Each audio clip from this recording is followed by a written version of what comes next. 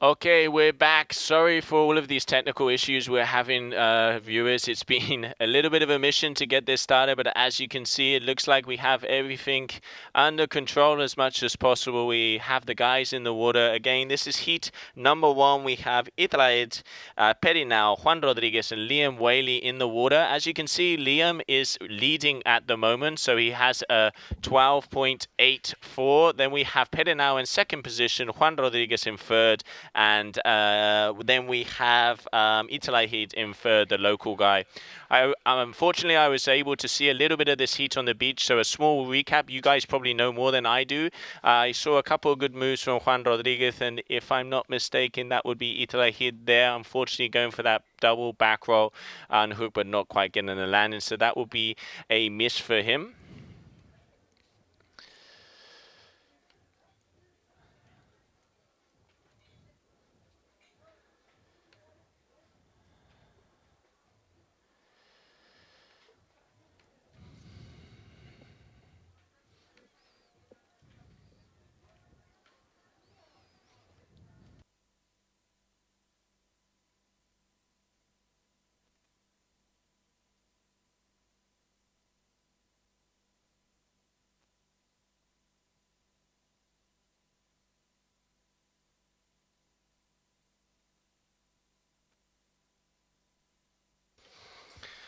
So in the lead so far, we have Liam Whaley. As we were mentioning in the start of this live stream, that the top 5 or 6 male riders in the ranking are actually very, very close. At the moment, we have Adeudi Corniel in the lead, Maxime, Carlos Mario, Valentin Rodriguez, Jean-Maria Cocoluto, and Liam Whaley all coming in behind him. But there is pretty much less than 150 points in between the 6th to the 1st position. So anything can happen. As we were mentioning before, Brazilian event is confirmed. We have a final in Kumbuko, in one of the birthplaces of the freestyle twin tip riding. So really good to have our final there. There is going to be a battle out on the water because these two events are decisive when it comes to points for all of these riders. Let's not forget, as it will be 7 events this year, the riders will be able to discard their worst 3 results. So very important for these riders to get good positions to be able to claim themselves the world champion of the GKA Kite World Tour. So in the water at the moment, if I'm not mistaken, it looks like I have Perinao on my screen. Think he is going to be going for his 4th jump. As I mentioned, we're having a little bit of internet issues here, so there might be some delay. Looks like we have a big truck with a huge antenna coming up with us now, so hopefully that will boost our signal and everything will be running smooth throughout the day. But yeah, we apologize one more time for all of these technical difficulties. So there I can see the 4th score from Liam just dropping there. He had a 5.63 for that back mode that he did there. So 5.63, still, medium score. Let's not forget it is quality over quantity. One of the things that our head judge, Mallory de la Villamarque, was saying during the skippers meeting is that they are looking for that quality. They're looking for the extension. They're looking for the kite low, not to send you a kite to get the height, to actually, ride behind it like a cable. Liam Whaley is one of the best riders out there, and on this note, he really does extend everything. He really does push all of the moves to be able to get those high scores. So single passes are going to be, well performed single passes are probably going to be in the 4 to 5 point range, but then the beauty of the quality over quantity is any move could be a 10. If it's spectacular, if it's huge, if it has speed, if it has power, if it has trajectory, that's what the judges are looking for, and that's where we want to take our beautiful sport of kiteboarding to, is so we get that quality over quantity. It's not about the spin to win here at the GK.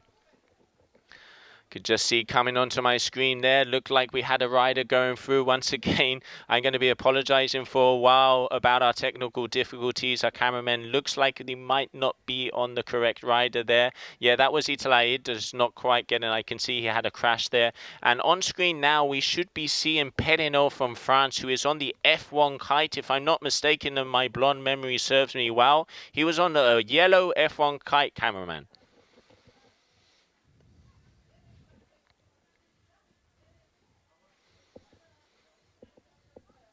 So as our cameraman is looking for that rider, let's talk a little bit more about this heat. So we have Liam at the moment in first position, then we have Juan Rodriguez in second, third we have Perenau, and then we have Italaid. So obviously Dakhla, one of the nicest kiting locations in the world. This beautiful lagoon that we have here on screen is perfect for learning. If you're going to come with your family, if you want to come for a kiting holiday and be guaranteed very good wind, this is definitely the location to be at. And you know, we are sitting here at the Dakhla Attitude Hotel, which is one of the nicest hotels out there, has a gym, has a huge school, really good service. You, pretty much whatever you need to just spend a week in the desert and have that experience, that desert experience, this will be the place to do it. There we can see him going up. Looks like a slim, yeah, slim 5 there, not quite getting the landing. That's going to be interesting to see if the judges will score that as a crash or not. Good extension through the move there. So that was Juan Rodriguez. Very nice extension at the top, kind of that old school skim. Personally, I really like how, you know, the slim, it is that front rotation with that front side pass, putting the legs up on top of yourself, pretty much doing a handstand in the air, passing the bar behind your back, and then coming down, switch starts, making it that slim 5. So let's see if he is going to be scored for that maneuver, but very good move there from the Colombian Juan Rodriguez.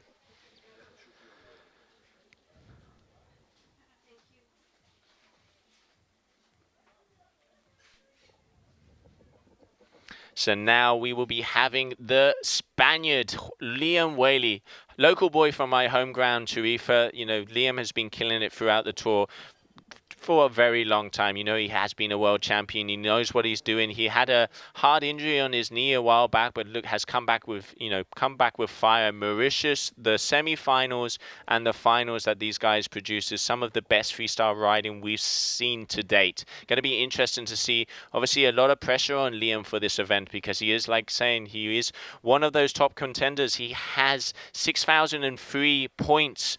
So he's currently in 6th position here on the overall world ranking, and Adeoli, the winner, is 6,185. So pretty much 182-ish points difference in between the 6th to the 1st. So anybody's game. And here we have him on screen right now, Liam Whaley, but unfortunately it looked like he had a crash for that one, so that's not going to score. But still, that was his 5th attempt, and he has 2 more to go.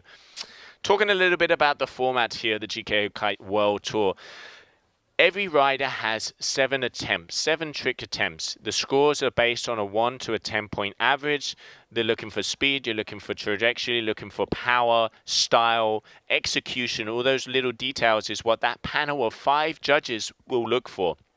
Out of the scores from the 5 judges, the highest and the lowest score are taken away, and the score that appears for the rider on your screen, as you can see, is the average of the middle 3 scores. So this is the way to be able to get that most fair and most average score out there.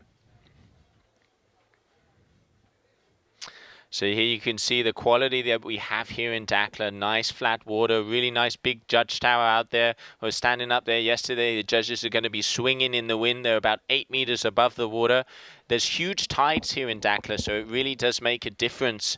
You know, during the day, the tide goes completely out, and you can pretty much walk out to that tower. And already you can see, I can see Itver there, already has his water to his knee. So on the screen now, it will be Perenau. So Perenau is coming up from France, the F1 rider, Oscar Perenau. Let's see what he's got for us here at the GKA Kite World Tour in Dakhla.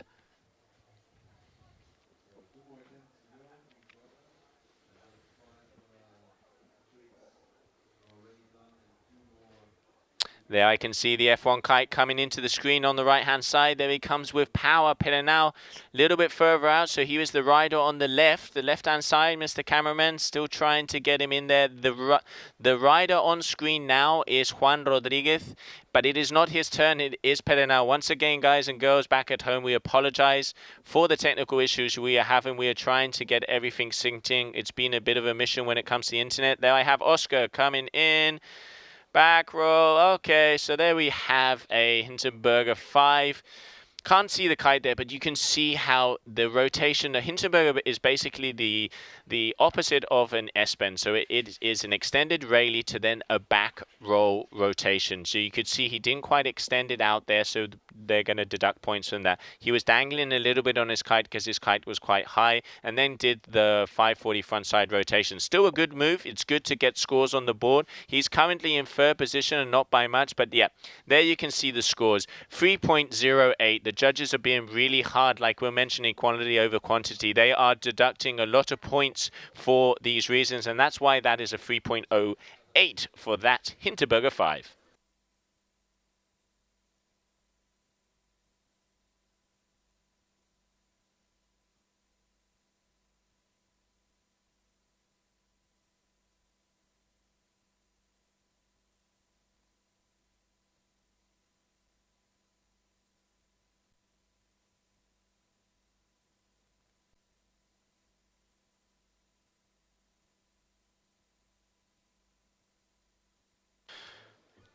Juan Rodriguez going out there, hard attack, yeah, nice hard attack, good rotation. You can see extended out on that S-bend, then came round, did that backside free. Going in between rotations, front side versus backside. Backside rotations are a little bit harder because even if you pass the bar, you still have that 180 to go round. You have to get that body into position, so they're scored a little higher. There he had that S-bend into that backside free rotation, which is called a hard attack. Pretty good. Looked like his kite was in the right position, had power, a little bit of execution. It's going to be interesting to see what they give him for that. I'm going to say around the mid-ranges, so in between the high 4s to the 5s. And yet, there you go. 5.2 for that hard attack from Juan Rodriguez.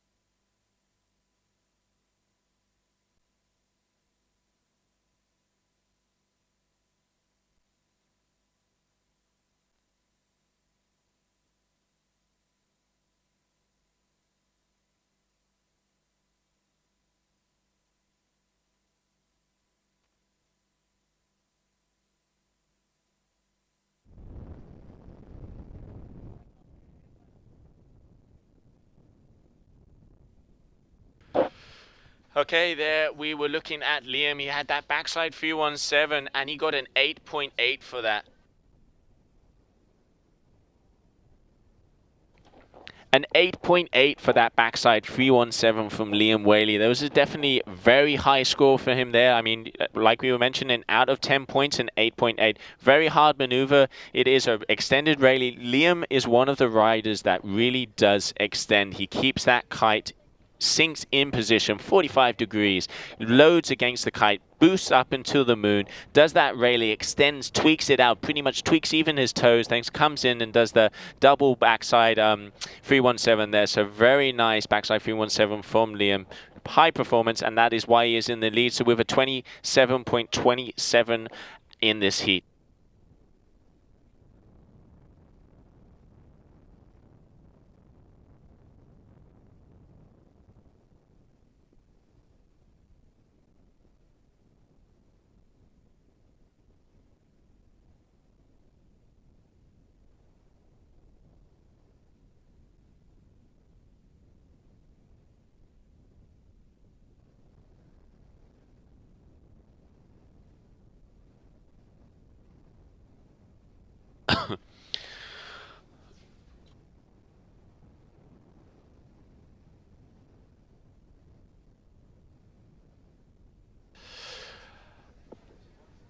Once again, we apologize for these technical issues. We will get there, as we were saying. You know, hope, never lose hope. Definitely the internet's been an issue here in the desert. It was hard to get the connection up and running. There's been a huge effort to be able to get this live stream here for the Dakhla event. First rounds is going to be a little bit sketchy, and I know our whole crew will be smoothing it out. So once again, another apology. That's going to be number 1 out of 100 for today, but we will make this happen. So as we were mentioning, on screen at the moment we have heat number 1 with Liam Whaley, Juan Rodriguez, Oscar Perenal, and Atli Ahab, the local boy. So now it looks like it will be Juan Rodriguez's turn. He has a 16.2 at the moment. He would need a 12.01. Liam is well in the lead. Liam, you know, one of those contenders for the world title here. He is 6th position overall at the moment, but with the Brazilian event being confirmed in November, it means that they can have free discards, 7 events, free discards. And there we could just see on screen, that was Juan Rodriguez with that 315. Unfortunately, quite a bit butt check. He was probably going for the 317. Good extension on the Rayleigh. You could really see him tweaking it out, but not quite getting a landing. Going to be a low scorer for there, probably maybe in the 4s or maybe even the 3s. Yeah, there you go, 3.77. Really good to see how our judges are rewarding and deducting for style or non-style, power or non-power, speed or non-speed. Super important. You know, this is the world tour. The decimals count. It's super important. All the little details, the amount of difficulty it is to put the kite a little bit lower, or to grab the grab a little bit longer, or to tweak that move out a little bit more. These are the differences that have to be noticed, and this is why we have our panel of judges there. So really good to see the scores that are coming. There we could see Liam, unfortunately, getting a little caught up on the execution of that maneuver. So that was a 317. Kite seemed a little bit high there. It looked like he actually, the gust just as he was coming off, so you could see his leg catch the water on the release. So probably not the highest score maneuver there for him, but still, I mean, I say a 317 as if it was easy. It's still a Rayleigh with a frontside 7. You can see Liam looking back to see what score he got. We have a huge screen here on the beach that will give him that information, so he can look at that. You see what you guys see back at home on that RiceScore mobile app. You can see all the scores from the judging and what's happened. And then you have a 7.5 to Liam. So solid 317 for him. Unfortunately, that catching that edge a little bit at the beginning probably took a little bit of points off, but still, you know, he has 2 good 6s and an 8 and a 7. 7 trick attempts for the top 4 counting. So at the moment, he will have that 27.27 average.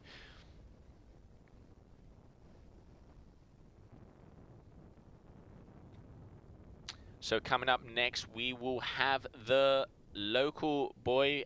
So that was the last trick there for Liam Whaley. So that will be the end of this heat, because 1, 2, 3, 4, 5, 6, 7. Yep, so that's the end of this heat once again. Having a little bit of trouble, technical issues, trying to get all of the information to me as quick as possible and also to you back at home. Bear with us. First heat on the water, we can already see our team getting it together here in the desert. So obviously, really good to see a live stream here in Dakhla. Want to show all of these incredible moves and how the sport of kite surfing is improving, how it's progressed. I mean, I've been kiting for a very long time, used to compete back in the days of the PKA, and the maneuvers the girls and the guys are doing these days were things that we couldn't dream of back in the day. So it's incredible to see how far these youngsters are pushing it, and great to be a part of this big family here at the GKA Kite World Tour. So coming up next, heat number 2, we will have Eric Anderson. Eric Anderson, in and out of the tour, he is one of the most impressive and stylish Brazilian riders. Riding for core, local boy at Kauipe. So powerful, so fast, really has a lot of style, and really does extend every single move as much as possible. So great to see him here back in Dakhla. And then after that, we will be coming in with Serin and Carlos Mario.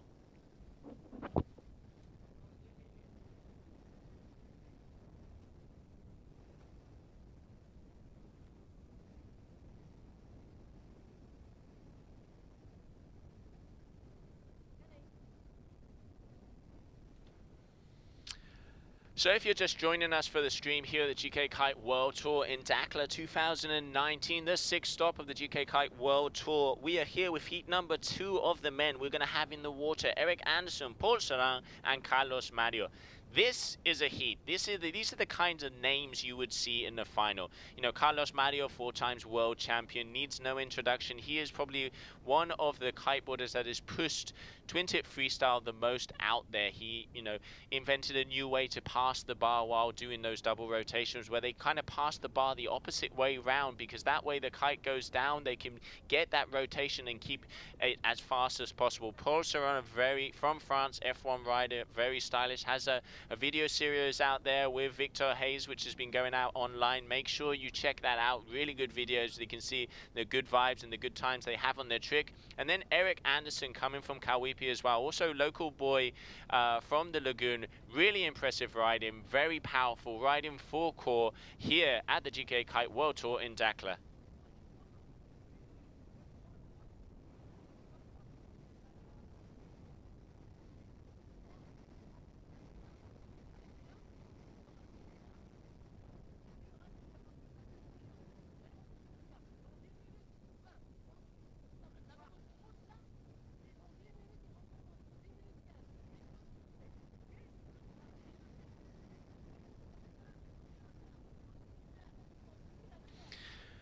So as I was mentioning, heat number 2 of the men's freestyle here in Dakhla, we have Carlos Mario, Paul Serrang, and Eric Anderson on the water. These are names that we would see in finals.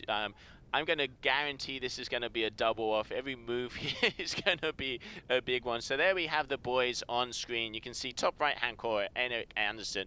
Bottom left, we have Paul Serrang and Carlos Mario on the right. So this is definitely going to be an interesting heat to see who will go through to the winner will go through to the 3rd round of this competition. This is a dingle situation. And then in round number 2 will be the loser of this heat. So still, the dingle competition, the great thing it has is that every rider has 2 chances until the 3rd round. Then after the 3rd round, if you're out, you're out. So dingle situation here in Dakhla. Going to be interesting to watch this heat, as there are very top contenders out on the water.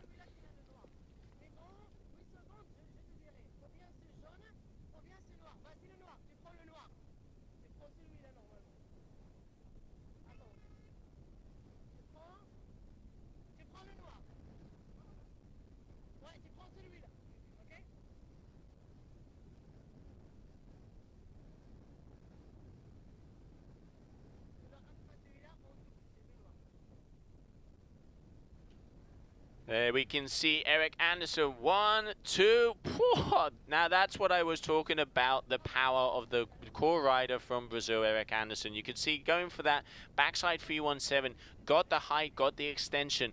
Important on those 317s is to see that flat rotation when they're passing the bar. That's what's going to give them the bacon. That's what's going to give them the points to go through this round. So unfortunately a crash there for that opener from him, but still you can see he wants it starting off with a big move like that. Coming up next we have the F1 rider, Paul Serrang.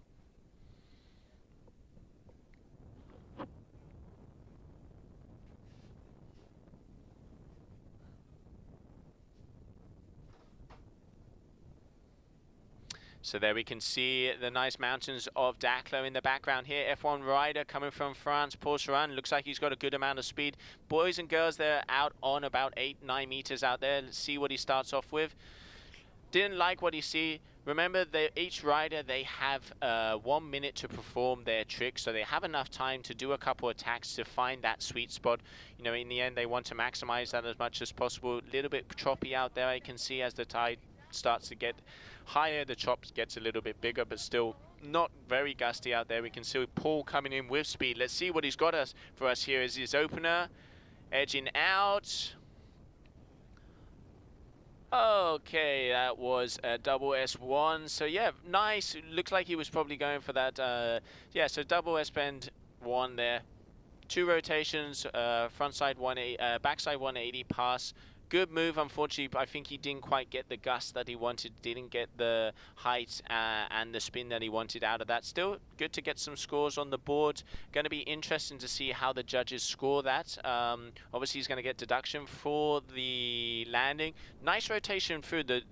Both rotations were very smooth and very fluid, so I really like that. Unfortunately, if he had landed that clean, that would have been a good score for him. But unfortunately, obviously not getting quite the cleanest landing that he want. He has a 3.87 for that maneuver there.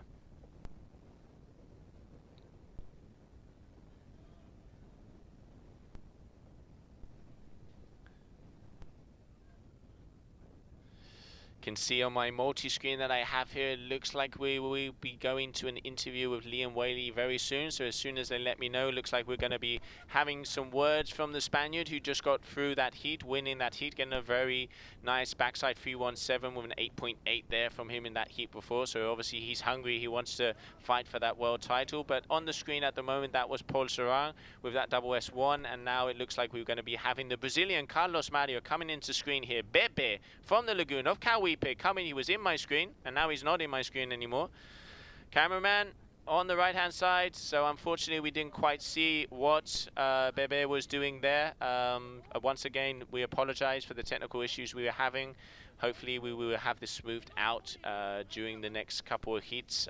So yeah, very sorry about that. But so yeah, that was a crash from Carlos Mario. So far the only person to land a move in the first trick attempt was Paul Serran. But we are going to go to the beach with Gemma, who is with Liam Whaley on the beach talking about his first heat.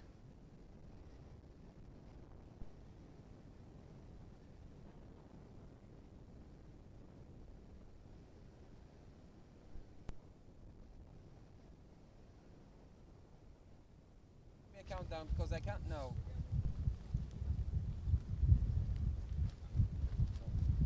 Go. Okay, here we are down on the beach. Liam Whaley, how does it feel to be here competing in Dakhla? Yeah, it feels great to be back. It's actually been a few years since I've competed here because I missed the last one. But yeah, I'm really happy to be here. The wind is pumping and everyone's having a good time. You killed it there on your first heat. You happy with your rating? It's definitely challenging, not the same conditions that I've been training in the last few days. It's been lighter, but yeah, I was on an 8, pretty powered, and the first heat it's kind of like a warm-up heat, so I took the first tricks easy. Messed up the start a tiny bit, had a couple crashes, but managed to pull in a couple doubles at the end, so good warm-up. You're pretty high up on the ranking so far for this season. We have 2 events left to go. How are you feeling? Are you optimistic? Yeah, at the moment I actually did my best results in the last comp, but the guys that were below me did better than me. So I moved down 2 places, which was a bit of a surprise and a bit annoying. But yeah, the top 6 are super close together. It's very tight, and now they just confirmed the next event in Brazil. So, you know, if I take the win here, maybe I have a chance at the title. Don't know yet. Good job, Liam. Thanks a lot. Good luck. We'll see you after your 3rd round, okay? Thanks a lot. Thanks a lot. Back to Joe. I'll say, so great words there from Liam Whaley. Obviously, we can see him stoked for his heat there. Obviously, coming out with the wind, he knows he's in the contentions for that world title. He's hungry, he wants it. And there we could just see Paul Serran look like he was going for that chromo, if I'm not mistaken, not quite getting a rotation chromo, that toe side. From where we were backside pass, but unfortunately catching an edge there. So either a chromo or looking for that chromo 5. Good to see him mixing it up, going that switch stance. Obviously, that's going to give you the extra points. It's an important thing to, you know, all those little details make the difference when it comes to the World Tour here. So, yeah, unfortunately, getting a crash for that one. So, coming up next, we will have the 2nd trick attempt of Carlos Mario.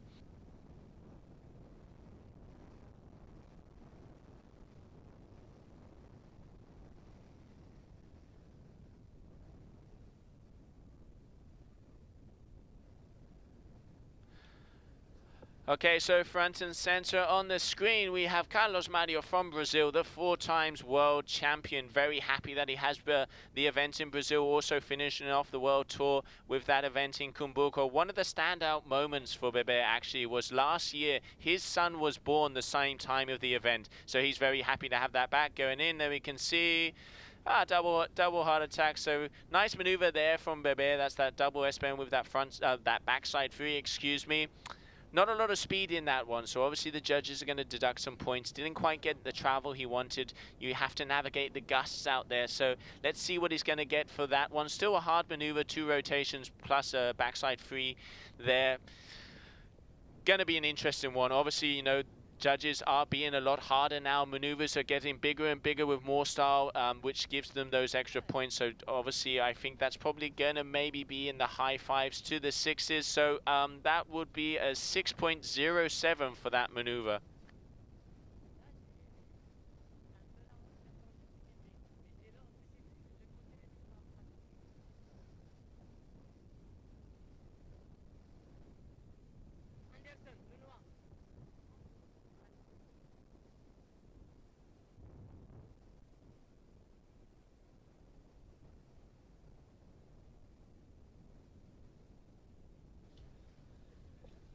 And there we had Eric Anderson with that front blind mobe. Really nice there. Quite a crouch rotation. That front blind mobe, a lot of the guys, you see the likes of Arthur Gilbert, who goes super extended, or Nico Delmas, who in Mauritius had a hell of a competition. They go a little bit more extended on that move, but he really crouches at that. But I really like the style of that because it's fluid. It has the rotation. It kind of end over end, very wakeboardy. Going to be interesting to see how the judges are going to be scoring that one. I think it has something like a 5.7 or 5.8 average, if I'm not mistaken. Probably a little bit lower now that the things are getting, the quality is getting better and the maneuvers getting harder and harder. There you go, 5.97, solid score there for the Brazilian. So that's the first landed move for him. He comes into second position. So we have Carlos Mario with a 6.07. We have in second position Eric Anderson with a 5.97, and in third position Paul Serran with a 3.87.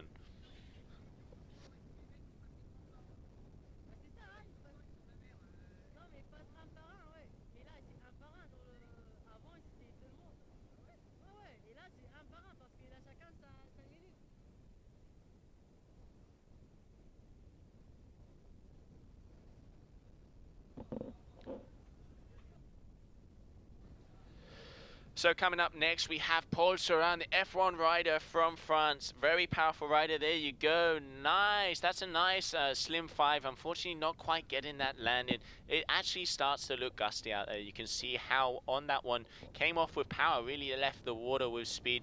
Did that front rotation with that front side 5, but unfortunately when he landed with the water, it looks like the kite dropped him a little bit.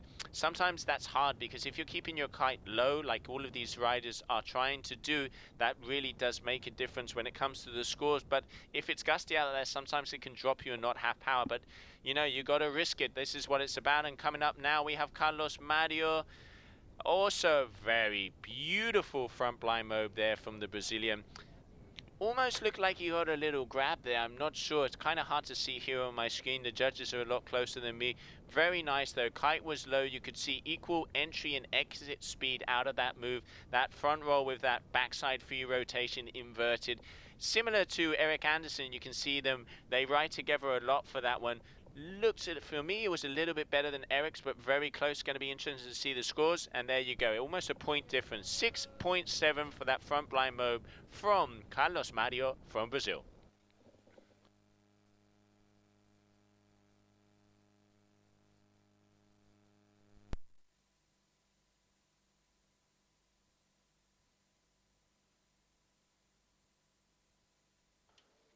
Okay, so coming up next, we have Eric Anderson, the core rider from Brazil again. He is currently in third position because he only has one landed trick.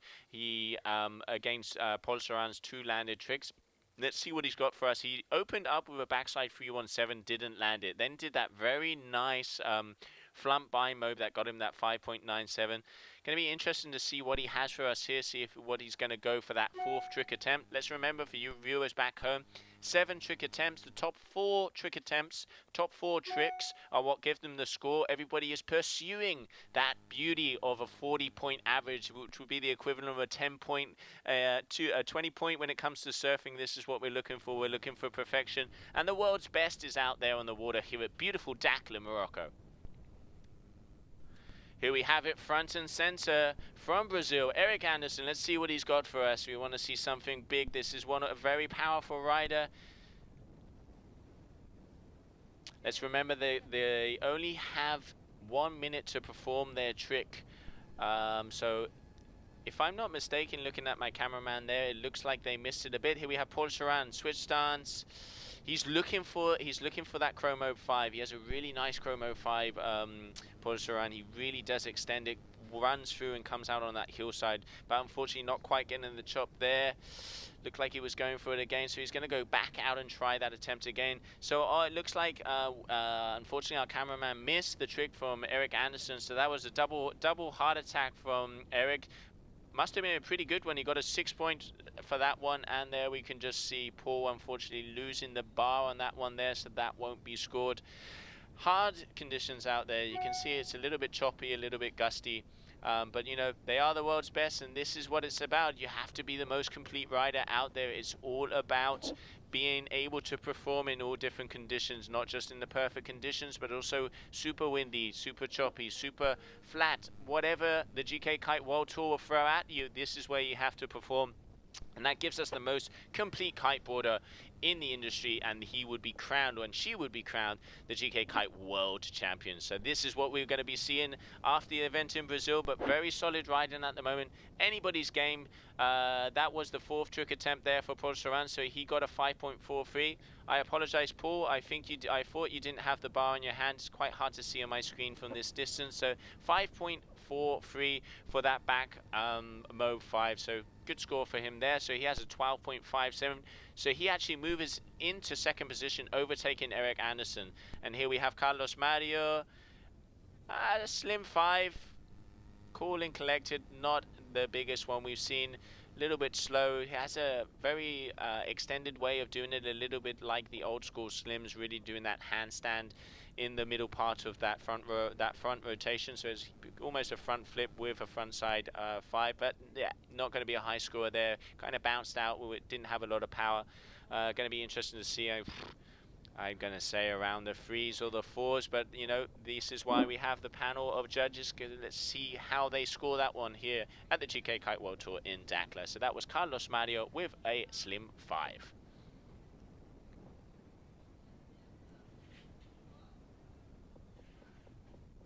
That's going to be a hard one to score, actually, because you know, now that the freestyle is advancing, they're being a lot more critical. This is actually one of the events where our head judge Mallory de Villamarque at the skippers meeting was telling the riders we're going to be harder when it comes to the quality, when it comes to the how good the move is. It doesn't matter if it's a small move or if it's a big move. It has to be performed correctly and executed with style and with power. If you do not do that, it will be deducted. It doesn't matter if you're doing a quadruple handle pass. If it's not done nicely, it will be very underscored. And even if you're doing just a single handle pass, if it is the best one we've ever seen, you can aim for that 10-point average. So great to see the judges and the criteria really working to improve the sport of kiteboarding here for you back home. So there you can see, so for that slim 5 from Carlos Mario, you only got a 4.03 average. So obviously execution wasn't quite good, didn't have a lot of speed in there, and that landing really cost him some points. So yeah, judges really on top of the game here,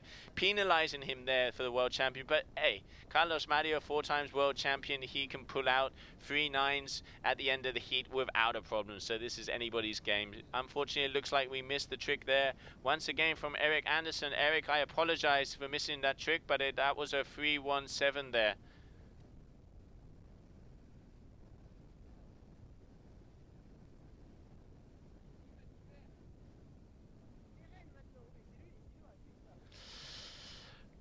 One more time, I apologize for the technical issues we are having. I can see on my screen there, that was Paul Saran, so that is the correct rider, cameraman. So we have him on screen, coming in with power. What's he got for us?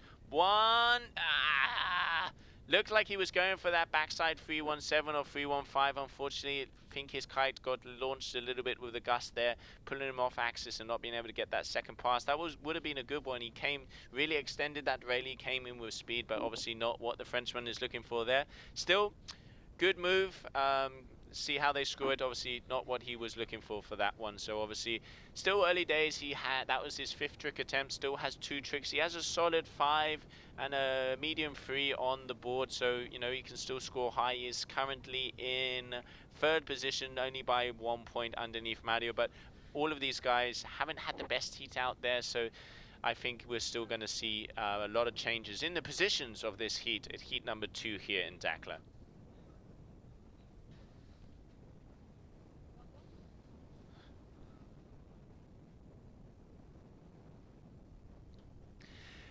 We have Carlos Mario coming through. This is the Brazilian 4-time world champion. See what he's got for us. He's coming in with speed, I reckon. I'm going to call a slim 7. Let's see if I'm right. No. Carlos Mario, one of the most progressive freestyle riders out there. Anybody knows him as Bebe. He, you know, if you've ever been to Kawipi, he's the guy flying from one end of the lagoon to the other, doing multiple handle passes. He even invented a new way of passing the bar, which helped out on the double rotations that a lot of riders have taken on to be able to perform those top tricks. So here we go. Coming on, 1, 2, 3, 1, 7.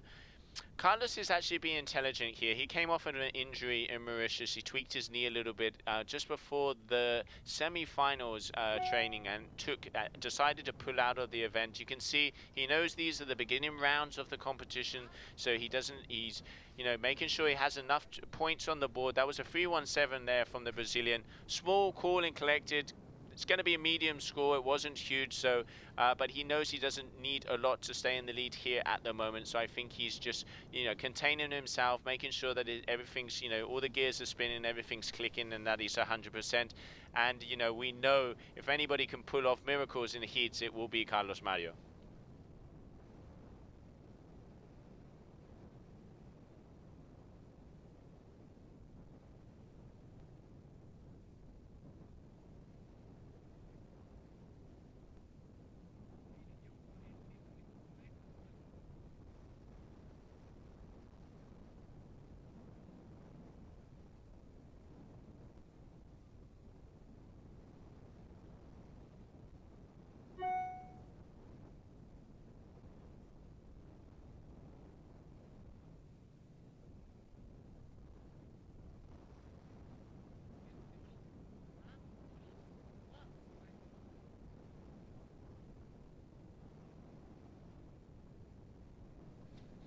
There we just saw on the screen there, Eric Anderson once again. We are getting the technical difficulties riding in. It looks like it's getting smooth. In my opinion, it looks like it's getting better as the riding improves and improves. The cameramen will get on them, and so we can see the white in their eyes, hopefully by the end of the day. But yeah, once again, we do apologize. Bear with us.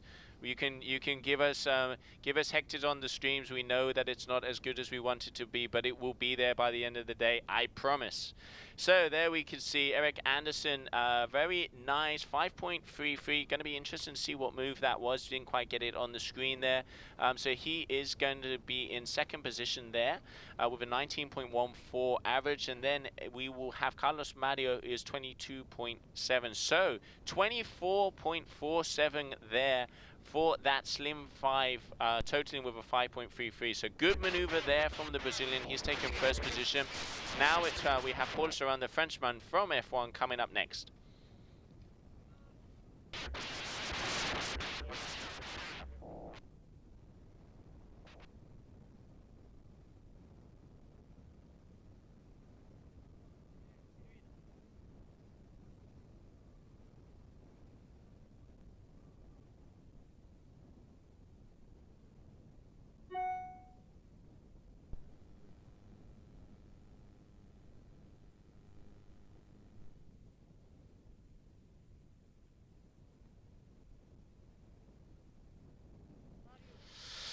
There we could see Carlos Mario, unfortunately, looks like he got hit by a gust in the middle of that. You can see him throwing his head backwards, not quite happy with that one. So that was his 6th trick attempt there. So obviously he's going to get scored, but he's not going to add that to his total.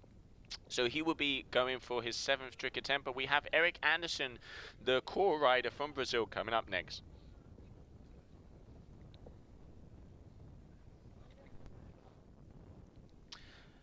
So there we have Eric from Brazil, very powerful rider. He's been putting on a very solid performance, trying to open up with a very big 317. See what he's got. Looks like he's loading up his edge. You can see the water coming off the board. That means he's pushing with his feet, tension in his body against the kite to be released like a bat out of hell. So going to be interesting to see what he's got for us. This is his final trick attempt. No. Looks like he's going to do this for you, ladies and gentlemen, back at home, coming right at you, front and center. Eric Anderson edging up. Okay, double Hinterberger 5. Very nice, cool and collected.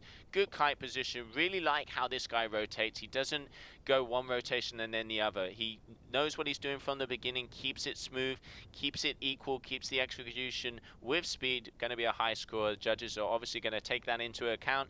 Double Hinterberger 5 there from the Brazilian.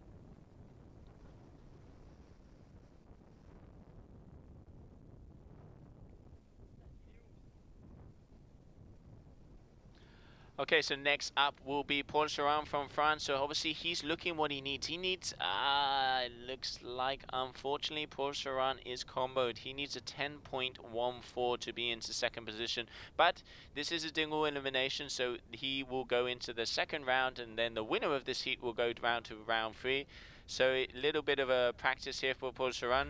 You can see our cameraman getting a little bit stressed there. Obviously the excitement of the world's best here in Dakhla. They're moving their camera from left, right and center. Let's see what they can do to make this happen. Is Paul going to do a maneuver out the back? I doubt it. He's probably going to come forward to us and do it, you know, right in the camera's eyes so we can see all the different details back at home.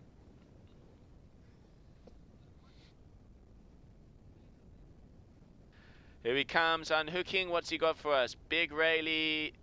Again, he was looking, knowing Paul, like I said, he's got a really good video series on the internet at the moment with Victor Hayes. Super stylish rider. He was looking for that 315 or 317 there. Unfortunately, not quite getting the gust there to be able to perform that maneuver. So that's going to be a crash, but he still has round tool. Here we have one of the best riders out there, Carlos Mario, coming off originally, like I said. Let's see what he's got for us. Looks like he was going to try and go for something that would be the side he does those hard attacks, those backside 3s, backside 7s, and he can even do a backside 9. I mean, I could talk about this guy's maneuver and his repertoire of tricks all day. That is why he is 4 times world champion here. So let's see what Bebe has for us at this maneuver. This is his final trick attempt, so this will be the final trick of this heat number 3. Coming in with speed, going up. Rayleigh, 1, 2... backside 317. Okay, this is a very good example of what we're talking about, quality over quantity. Different ways of doing that backside 317. Some of the riders keep the rotation horizontal, like the likes of Eric Anderson or Liam Whaley, which we've seen so far, and then other riders, they kind of off-axed it a bit. You know, chalk or cheese, everybody likes it different ways. Sometimes, you know, it's a little harder to keep that horizontal rotation out of the Rayleigh, but then going off axis can give you that little extra tweak. Good speed throughout the maneuver, perfect landing, didn't even get his hair wet. So going to be a top scorer, but I reckon not quite, don't think that's going to be in the 8-point range. Still very good solid score for him there. And yep, there you go, a 7.83 for that backside 317 from Carlos Mario, putting him in first position. In second position, we have Eric Anderson with a 26.01. So he only lost that by 0.4. So this is why we say this about Eric. He is going to be a contender for this event, not doing the whole tour, but when he does come to an event, he definitely does some damage. And then we have Paul Charan, unfortunately crashing a couple of times, looking for that backside 315, not quite being able to pull it together, but he will be in round 2. And you know, Paul, a very complete rider there, the Frenchman from F1, and I'm sure we will be seeing a lot more stuff from him during the competition coming up in next round. So now we will be going through to heat number 3. We have the local guy Edia Kiev, then we have Ulrich, Martinez and Gilbert. So 2 Frenchmen, a Moroccan, and the Dominican Posito Martinez. So we're going to see some height, we're going to see some flavor, and we're going to see some style in this heat number 3 of the GKA Kite World Tour here in Dakhla.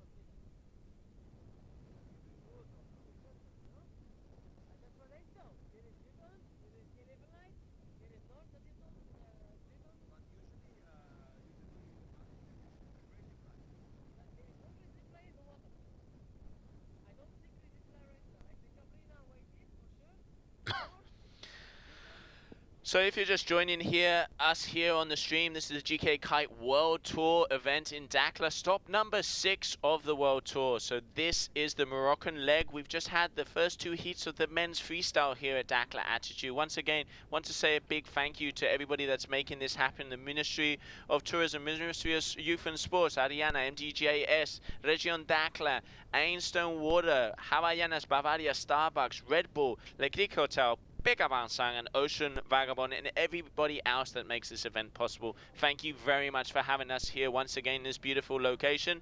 Looks like we're gonna be having an interview with Paul Saran, the Frenchman from F1 with Gemma on the beach. I can see them getting ready. So gonna be interesting to see what they say about that heat. Conditions look a little tricky out there. Definitely there's some gusts and you can see a little bit choppy.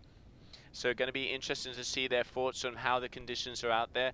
This is the world's best. We are looking for the most complete kiteboarder out there. This is what we want to see. We want to see the person that performs it in perfect conditions and in the hardest conditions. So great to see everybody performing out there. And now coming up next, we're going to be going into heat number 3 with Edia Kiev, Ulrich, Posido Martinez and Artur Gilbert. So they will be coming up very shortly.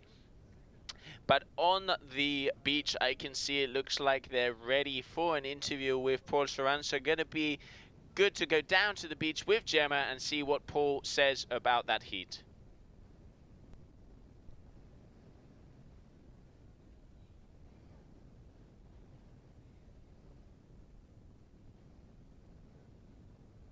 Okay, Paul Saran, it's nice to see you back here riding in Dakhla. The wind looks a little bit hard out there. Tell me about the conditions. Yeah, the conditions were pretty challenging, and my heat as well. I was against 2 Brazilians, really good guy.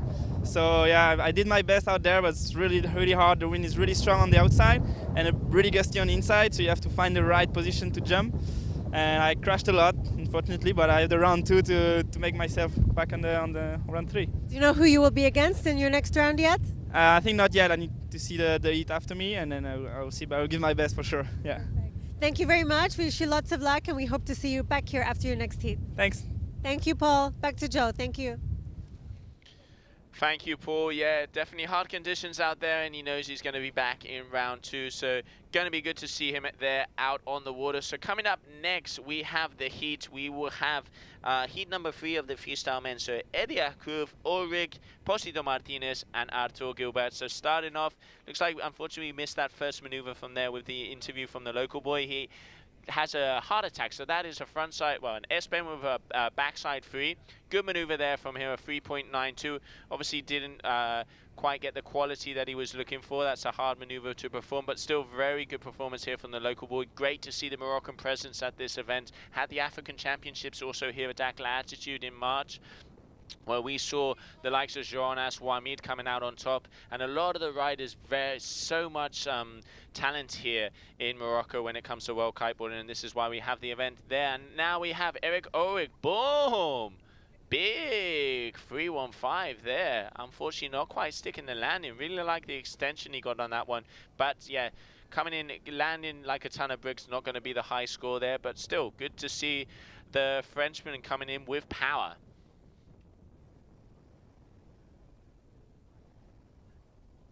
Okay, so coming up next, we have El Tigrazo, Posito Martinez, the Dominican on the Crazy Fly Kites. He is one of the most impressive riders. When it comes to impressiveness, this guy in Mauritius, in the semi-finals, had one of the best heats we've seen, losing out into that final position by the skin of his teeth, but pushing the likes of Liam Whaley, the likes of Valentin Rodriguez to the max. He was performing incredibly. I was actually lucky enough to be a judge at that event, and he was pulling off some huge 9s, you know, double Hinterberger 7s. He had a huge double heart attack 7.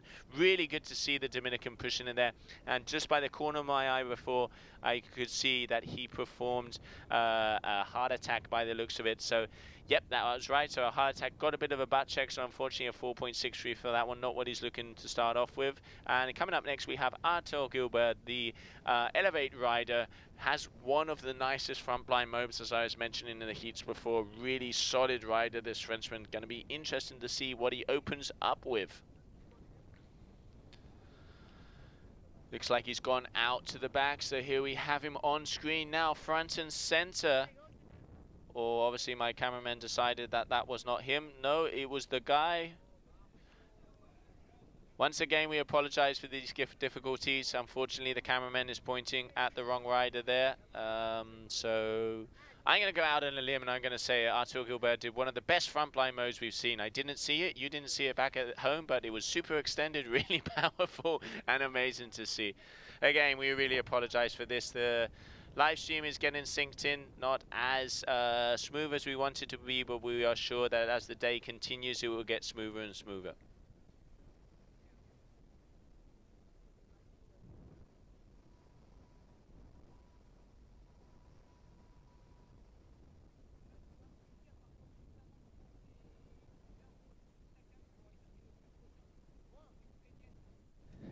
There you go.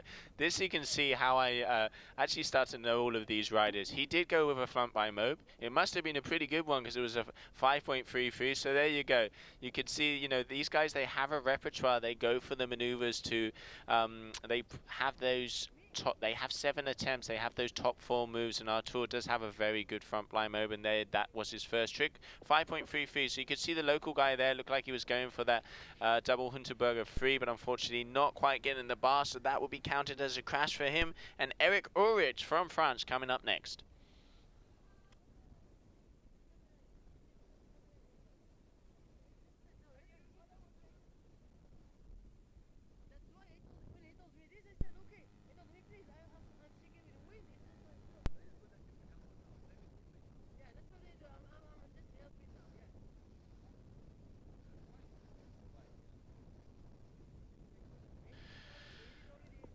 Here we can see Eric Ulrich look like back to blind there again off the corner of my eye. Not very powerful, didn't quite get the height probably he was looking for. It looks like on that mid-section of the competition area it is unfortunately not very powerful, but still back to blind there, not going to be a high scorer.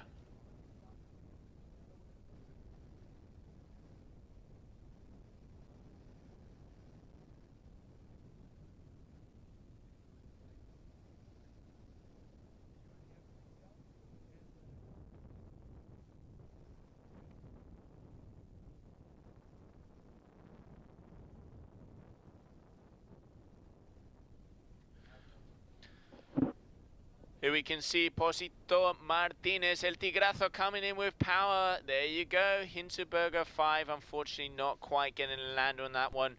He has a really nice Hinterberger, this guy. He really does extend, he pushes those legs out. This is what we want to see. Does that rotation, gets that front side 5 landing toe side, but unfortunately not quite getting the landing as good as he wanted to. Posito also, to be mentioned, this guy's equipment has not arrived for this competition, unfortunately, so he's having to ride on a completely different kite. You can see him there on the Duotone Vegas. The rides for Crazy Fly. This is also one of the things to mention about the tour. It's about the community, it's about the family. So obviously one of his friends has lent him a kite to go out there to perform. So to see Posito pulling off maneuvers on a kite he's never used before, just, you know, mentions the quality of this rider. So big congratulations to him, and I hope to see him coming through this heat. I know he could probably do it on a plastic bag if he wanted to. And there we just saw Artur Gilbert also going for that heart attack. Looked pretty powerful, very good trajectory on that. The kite was obviously a low. I really like how he loads the kite. You can see he does a lot of cable there. So that's going to be a solid score for him. And there we have it, a 5.2 for that heart attack from Artur Gilbert. He's keeping it cool and collected. He's got 2 good 5s. He's in first position now. Intelligent riding here from the Frenchman. Conditions are hard out there, so it is about landing tricks. It doesn't matter if you go huge and big every single time. You've got to land it to get those points on the board. Very intelligent riding from the Frenchman. You can see the work the French team puts together when it comes to the kiting, their national kiting team. Their team manager Sébastien Garat, you know, one of the riders back from my days. He was very impressive rider from France, and you can see the experience putting it into these youngsters. They have a very solid team. The likes of Nico Delmas, Artur Gilbert, Roman, all of the crew, his younger brother Val Garat. We can really see the French team and the French family pushing the kiting, and great to see countries getting behind their national flags. So coming up next, unfortunately, we saw it looks like Eric missed that maneuver there, didn't quite land it. So Eric Ulrich coming up next.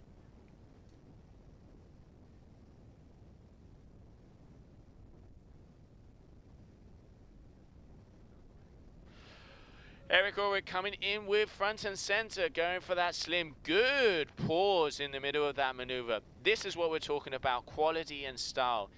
Completely stopped, did the full front rotation, stopped, did the front side pass in the other direction, coming down and landing in that 540 on switch stunts. That is a very well performed slim 5. Really nice, good power, good trajectory. It's going to be interesting to see how the judges score that. Can see some scores coming in. I have a monitor score here on my, so I probably see the scores a little bit before you. Yeah, there you go. So a 4.5. That's a solid score for a single pass. So good move there from Eric Ulrich. He moves into second position with a 7.9 and only needs a 2.64 for that first position. So coming up next, we have from the Dominican, Posito Martinez. Let's see what this boy has for us. He is one of the most charismatic and energetic riders we have on tour, on and off the water, day and night. See what he's got for us here on the lagoon here in Dakhla. Coming in with speed towards you, front and center. You can see him edging, going up. Okay, going for that slim. Cool and collected slim 5. Extending those legs at the top, really getting that inversion, doing that, what we call that handstand at the top of the maneuver. So good move there from Posito. Not huge. We know he can go a lot bigger, but still going to be a decent score. He has a 4.63 on the board. He's going to obviously look for to get those bigger maneuvers. So he has a 4.57 there. So he will be totaling out at around a 10 point something. So maybe going into second position. Let's see now as it loads here on our Ride Score mobile application.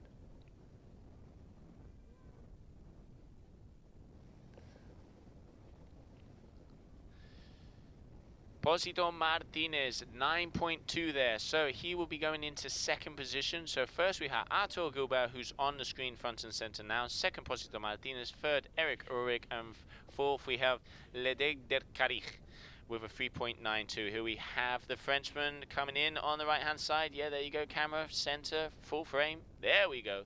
Okay, Hinterberger 5, nice. Really good. Obviously, as they're coming towards us, you can't really see the trajectory, but looking at it there, you can see he took off with speed. Good distance, the kite was powered, equal speed throughout the rotation, equal entry and exit speed, doing that back roll with that front side 5 rotation, come down with power. You could see the way he bends the knees, absorbs that power and takes in the landing. Going to be a good score for him there. Currently he is in first position with that 10.53, so yeah, there you go, 5.5 for that Hinterberger 5. Good score there from the Frenchman, keeping it cool and collected, intelligent riding, and this is why he's in first position. And look at this, this is where we're standing at. You can see the Dakhla attitude sign there on the right, the Moroccan flags flying in that beautiful desert wind. This is how we see this competition. You can see the judge tower there in the back. The tide, one of the things that really amazes me about this location, as you saw there, all that beach to the judge tower fills up with water by the end of the day. So make sure you don't leave your kite out there and go for a coffee and then come back, because it might be flying. Talking about flying, there we could see the local boy trying for that backside free, but unfortunately not quite passing the bar and coming down like a ton of bricks. But still good to see the locals pushing. A lot of Moroccan talent here. We saw it in the African Championships. We're seeing it here at the GKA Kite World Tour. Going to be good to see some of the Moroccans on the higher ranks of this competition during the next few days.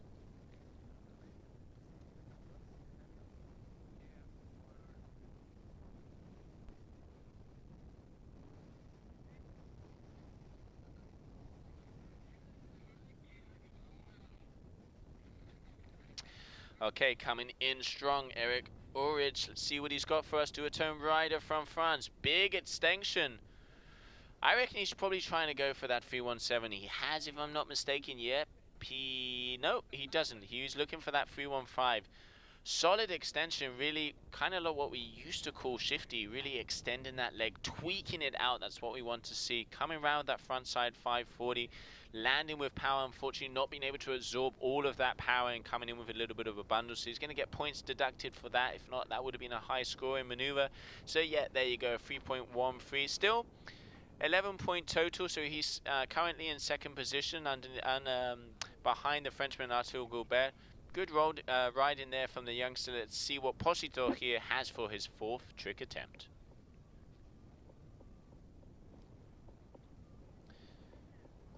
We can see Posito coming in front and center on the screen. Deciding to go the other way. Okay, looks like he wants to perform something on the outer edge of the box. And once again coming in, he's trying to make up his mind which way to do it. Obviously, you know, need to navigate the gusts out there. You want to have the power to be able to get the height and the speed that the judges are wanting to look at, and this guy is one of the most powerful rallies out there at sea. Going up big. Whoa, very big Hinterberger 5. The extension he got on that rally and the way he really flew his body around to get that pass, very, very impressive there, but unfortunately not quite getting the landing, so coming down with a crash there. But good to see Posito coming through in this heat. Once again, his equipment didn't arrive. He's having to use someone else's equipment to be able to perform those maneuvers on a kite he's never ridden. Very impressive. So hopefully, once again, as this is the dingle format, the rider that comes first in this heat goes through to the next rounds, and then the rest of them go into that second round. So hopefully they'll be able to get through. And there we could see Arthur Gilbert just only saw the bottom half of that maneuver. If I'm not mistaken, that's probably his 315, because he does do it that way. Let's see with the scores. Going to be a high score because it definitely did look powerful. Good speed and coming down. A little bit of a butt check, but more due to the power than it was due to, let's say, a mistake on the execution of the move. 5.77 from that maneuver. Just waiting for the name to come up. I'm going to call a 315. Let's see what our head judge Mallory, when he locks that into my screen, see what maneuver that was. Unfortunately, we just missed the first half of that. We apologize. And yep, I'm right. Backside 315 there from Arthur Gilbert. 5.77. Good maneuver, good quality. He is in the lead with a 21.8.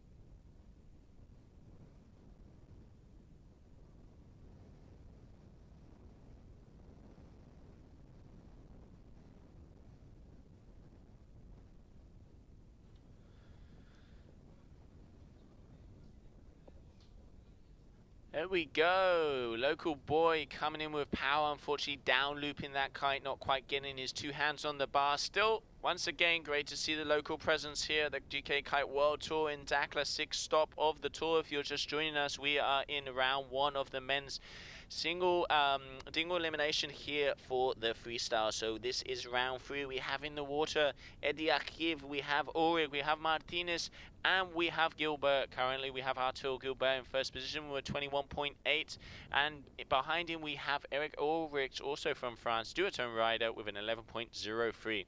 On your screen now, front and center with that duotone Vegas, we have Eric Ulrich. Was going for that 315 before.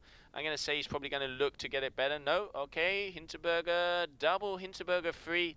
Not quite getting the landing. It definitely looks like it's quite gusty on the center. All of the guys are dropping out when they do a maneuver there. Good speed, good entry. Like how the rotation didn't stop. It wasn't one rotation, then another, and then the pass, as if it was almost like our internet speed here. It was fluid. It was fiber optic. So good to see there from Eric Ulrich.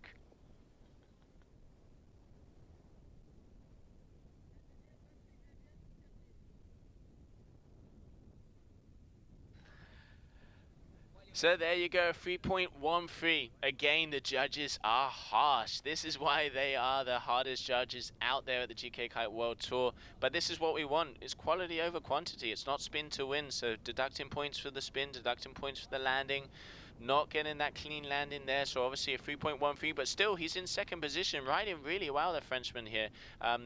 Really good style. I really like how he tweaks everything out. So obviously he's putting in an element of risk to be able to get the scores in the maneuver. Great to see. So yes, currently in second position. But now on your screen, Posito Martinez, El Tigrazo from Cabarete. Let's see what he's got for us here. Cameraman left. There you go. Agush, Agush. Thank you. There he has, front and center. Okay, looks like he's going to do something again. Coming towards us. We want to see the white in his eye. We want to see that big maneuver. Is he going to go for that double Hinterberger again? What has El Tigre got for us? If we can get it on camera. Okay, 315.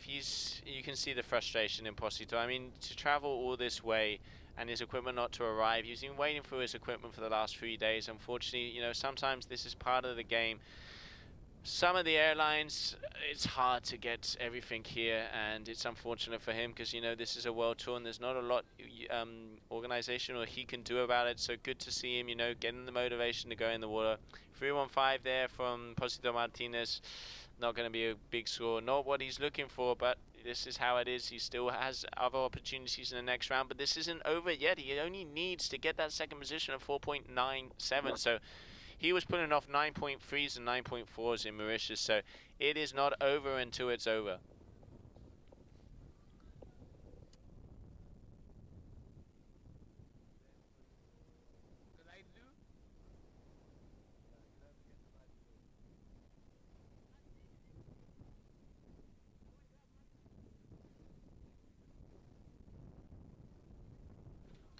So there we have him, El Tigre, unfortunately not being able to get the best maneuver there. Once again, explaining a little bit about the format here, that each rider has 7 trick attempts. The top 4 tricks is what gives them their total score. They're aiming for that perfect 40.00 score. We've seen 38s, we've seen 39s. I bet one day we will see that perfect 40. That will be a feat to get for one of these riders. We've seen 10s in the recent event we had in Mauritius. There was a few 10s thrown around from some of the biggest maneuvers we've seen in kiteboarding so far. Hopefully we'll be able to see some of those in Dakhla when it comes a little bit closer to the final rounds and final heats here at this competition. But so far, heat number 3, Posito Martinez there just did a 315, so we weren't. Score isn't in yet, so I'm wondering if maybe for some reason there has been something is happening out there, trying to get a little bit of information out to you guys here on the screen. Once again, we apologize for these technical difficulties. I promise it will get better. We're saving the best till last. So let's see what we have here.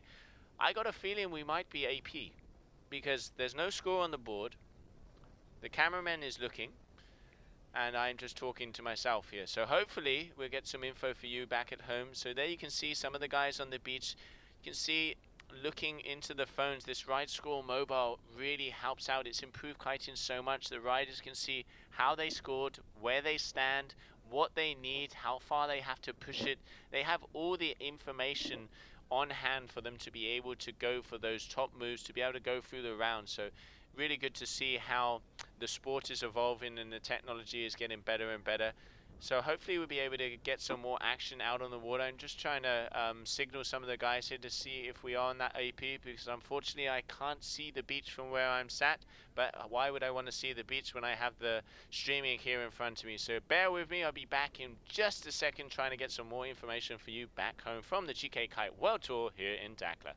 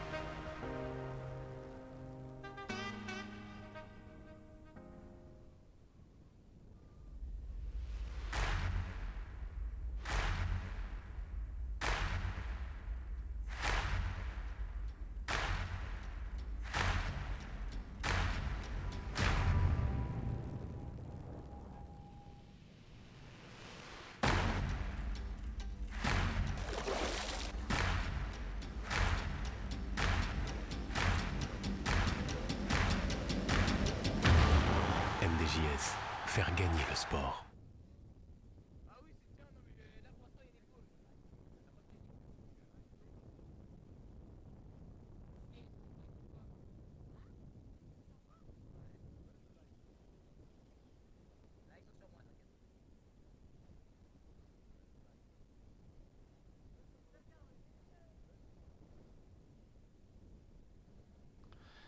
And we're back, so nice adverts there. We could see Dakhla Attitude and Leclerc and Pekavan Sang, some of the hotels of this group here for Dakhla. So beautiful places, beautiful locations. If you want a desert experience, those are the places to go to. So we are in heat number 3 of the GKA Kite World Tour here in Dakhla of the men's twin tip freestyle. Currently, we have leading this heat Artur Gilbert. Second position, we have Eric Ulrich. Third position, Posito Martinez. And fourth position, Leeg Dirakich from Morocco. So good to see the local performance here. We just saw Artur Gilbert perform that 3.4, that backside 313, and now it looks like a local guy will be coming up for his 6th trick attempt.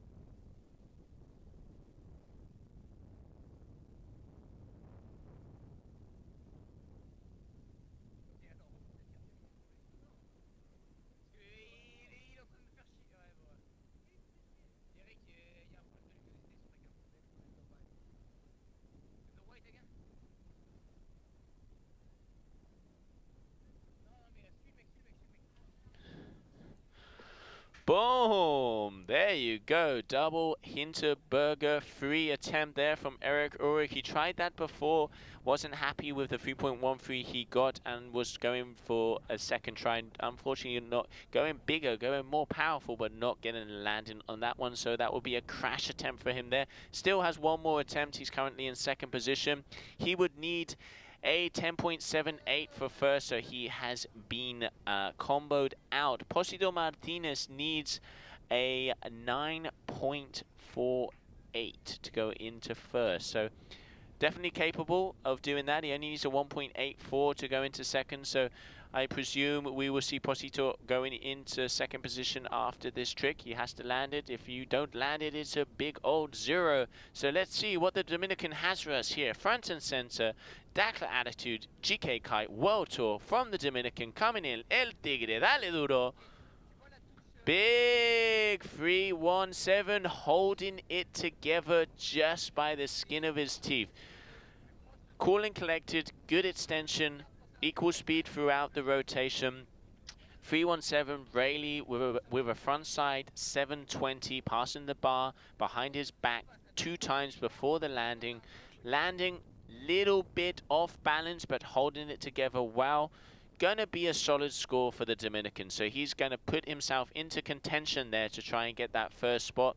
Not going to be in the 9s, obviously, but still, that's, you know, high 6s, maybe 7s. That's going to be a good score for the Dominican. Just can see some of the judges' scores coming up on my screen here. Going to be interesting to see. Obviously, landing's going to be taken into account. He's going to penalize that a little bit, so that's going to underscore him there. Then the power, we don't have the same view as the judges. They can see the trajectory a little bit better, so I think it was a bit bigger than we saw it on screen. And yet, there you go, 7.37 for that 317 from Posito Martinez. Solid score. This is the Dominican. Looks like he's starting to get a feel from it. Only took him 4 attempts on a new kite to be able to perform a high scoring maneuver. Just shows the quality of this rider. Great to see. And here we have from France, Artur Gilbert riding for Elevate Kites, coming in with speed. Whoa, he definitely got some speed. We'll see what he's got for us. Boom. 317. Good rotation. Nice. Not as high as Posito. Camera angle's a little different, doing a little bit further down. Faster. More execution in there. Going to be interesting to see how the judges score that one. He's definitely going to be penalized hardly for that landing because he did have quite a big butt check. Let's see how the judges score. They are being very critical on these points. You know, this is the world best out there. Decimals count. All of those different different points really do make the difference in the end. You know, we saw the likes of they already take it by the skin of his teeth in Mauritius over Valentino Rodriguez. So the judges really making the difference in between the points. There you go, 5.43, almost 2 points less than Positos. Why? Positos was bigger, had more power, had a little bit more style. Arthur Gilbert's one was really nice, a lot more speed on the entry. I'd say the rotation was a bit more fluid, but didn't have the height, didn't have the power, and probably the most important factor, didn't have the clean landing. So that's what makes the difference. Judges really on cue there. Good scores, but still, Arthur Gilbert, he is in the lead with a 22.03, but now Posito Martinez in second position with that 16.57.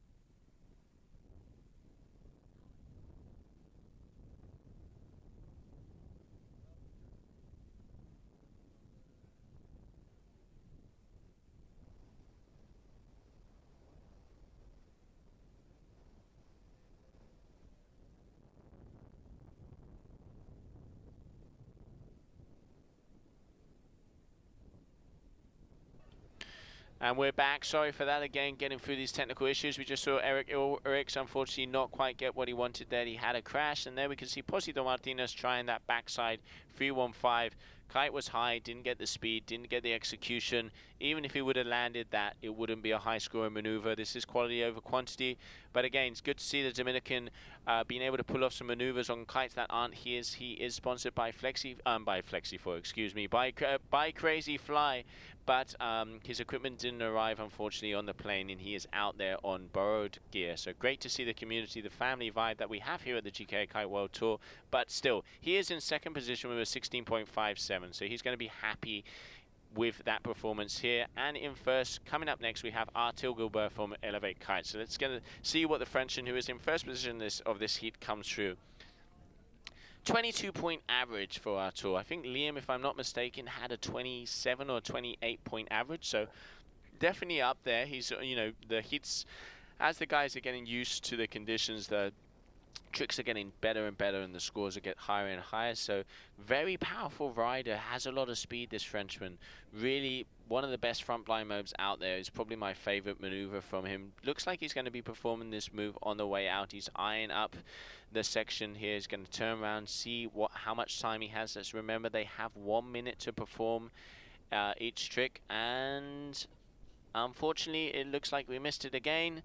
0.37 for O'Reilly. So he was obviously trying something and couldn't quite get it. So that's the end of heat number 3 here at the GKA Kite World Tour in Dakhla. Once again, we apologize for the technical difficulties. We are smoothing it out. And we're going to go to a short commercial break so you can see the beauties that we have here in Morocco.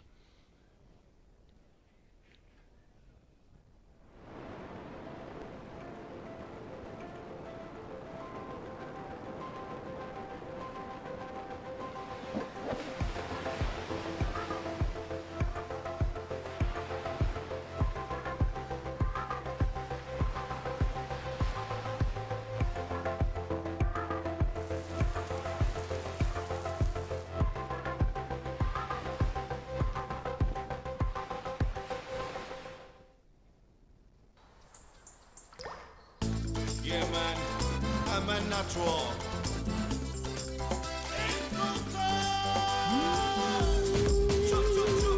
Okay, I'm Sultan.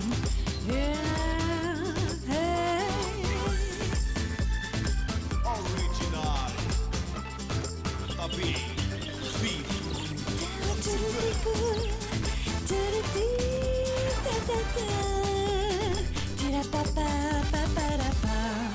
Ain Sultan, Génération Nature.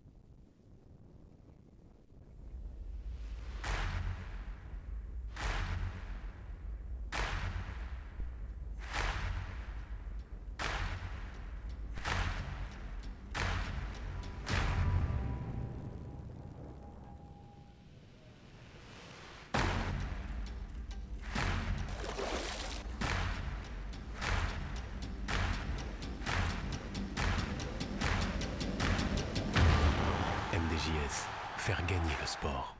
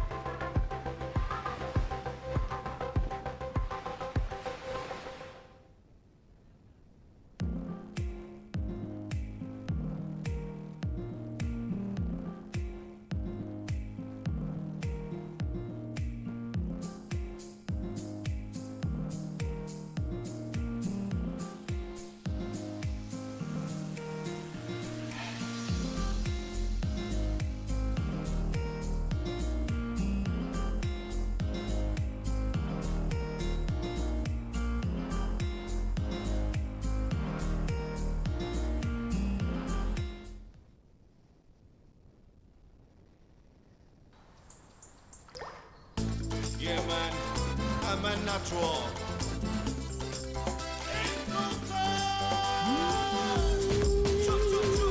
Okay, ain't so bad.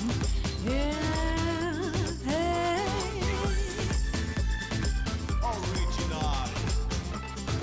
A big beef.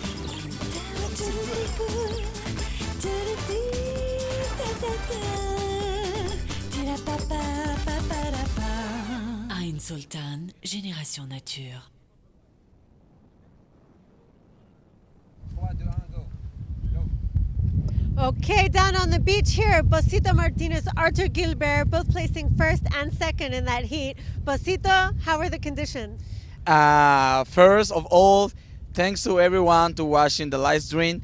Yes, the conditions are a little bit strong and difficult, but I can manage it to win the second place. Finally, I didn't have my gear, my Crazy Fly gear here with me, but I can use another brand, and yes, and I did my best, and I hope to win my first heat, my second heat, and yeah, congratulations to Arthur Giver for the first place, and yeah. Really good riding. It must be very hard for you to ride on equipment that is not your own, right? Yeah, it's a little bit hard when you use another brand and you never use it, but you know that's the only thing that I can do. Yeah. Okay, a message for everyone watching from back home in Cabarete. Hola mi gente de Cabarete, estamos aquí en Marruecos. La verdad que las condiciones están un poco extremas, un poco fuertes, pero pude lograr quedar en segundo lugar. Como ustedes vieron, ya no tengo mi equipo de Crazy Fly, que no me llegaron a tiempo, pero nada, sigamos para adelante y fuerza, y seguro que en el segundo lo haré mejor. Muchas gracias, Bosito. Deseo mucha suerte para la segunda ronda. Arthur, congratulations. You go directly through to round 3. How are the conditions? Yeah, thank you. Yeah, it's very difficult because the wind is so strong, so gusty, and yeah, it's so difficult to land my best trick. So yeah, it's difficult. But Okay. I'm happy. I'm very happy. And you want to send a message to everyone in France who is watching the live stream? Thanks for. En français, si tu Bah, merci de regarder le live stream et bah, j'espère que on aura des meilleures conditions et qu'on va aller le plus loin possible. Merci beaucoup. Thank you very much, Arthur. Good luck. We see you after round 3. Thanks a lot. Back to Joe.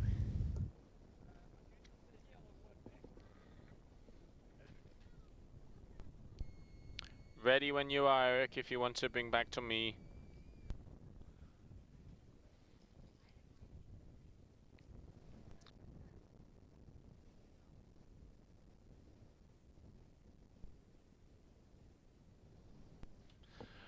Sorry about that. So welcome back. We are here in heat number 4 with Christopher Tack, Valentin Garat and Maxime Chablot. So let's go to the water and see what they happen in out there with some action. Currently we can see Christopher Tack has had a slim 7, a 7.17, so very impressive from him. Valentin Garat had a very good front blind mode and a solid back mode 5 from him there. So here we can see the beautiful lagoon of Dakhla. The guys are improving minute by minute here, obviously getting used to those conditions. So here we have Valentin Garat from the French team, the younger brother of Sébastien Garat, the French team manager. The French national team really putting on a solid performance for them there. They really pushing it and getting very good positions here at the competition. So here we have Valentin Garat, duotone rider, coming in with power. See what he's got for us. Comes in. And unfortunately not performing the maneuver there. So let's see, he's obviously going to be looking for something on the other way out.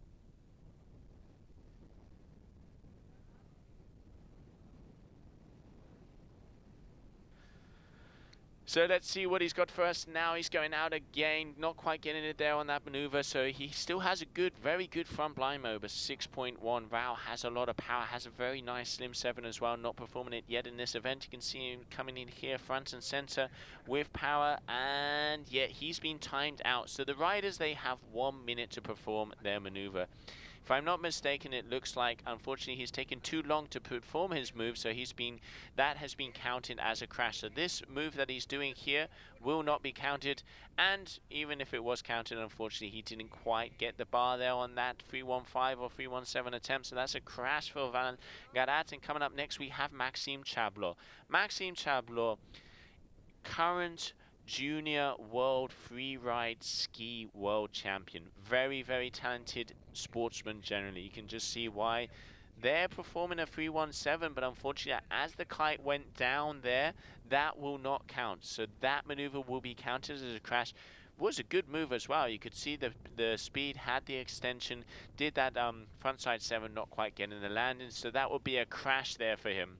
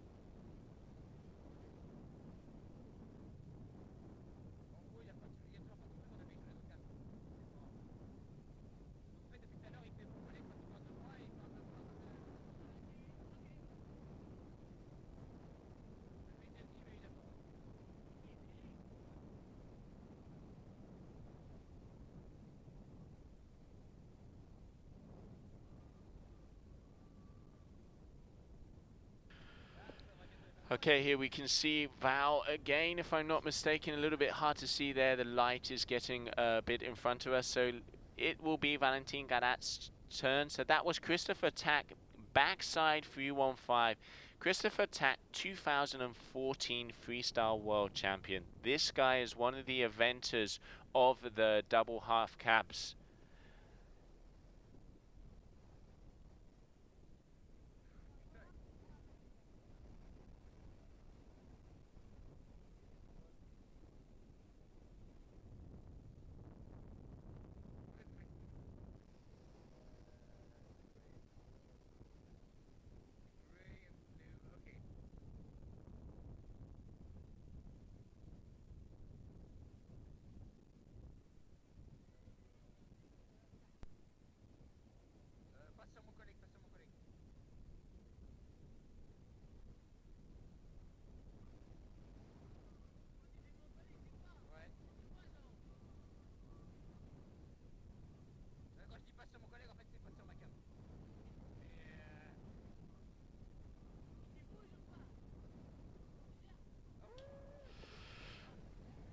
Okay, we're back once again. I really apologize for these technical difficulties.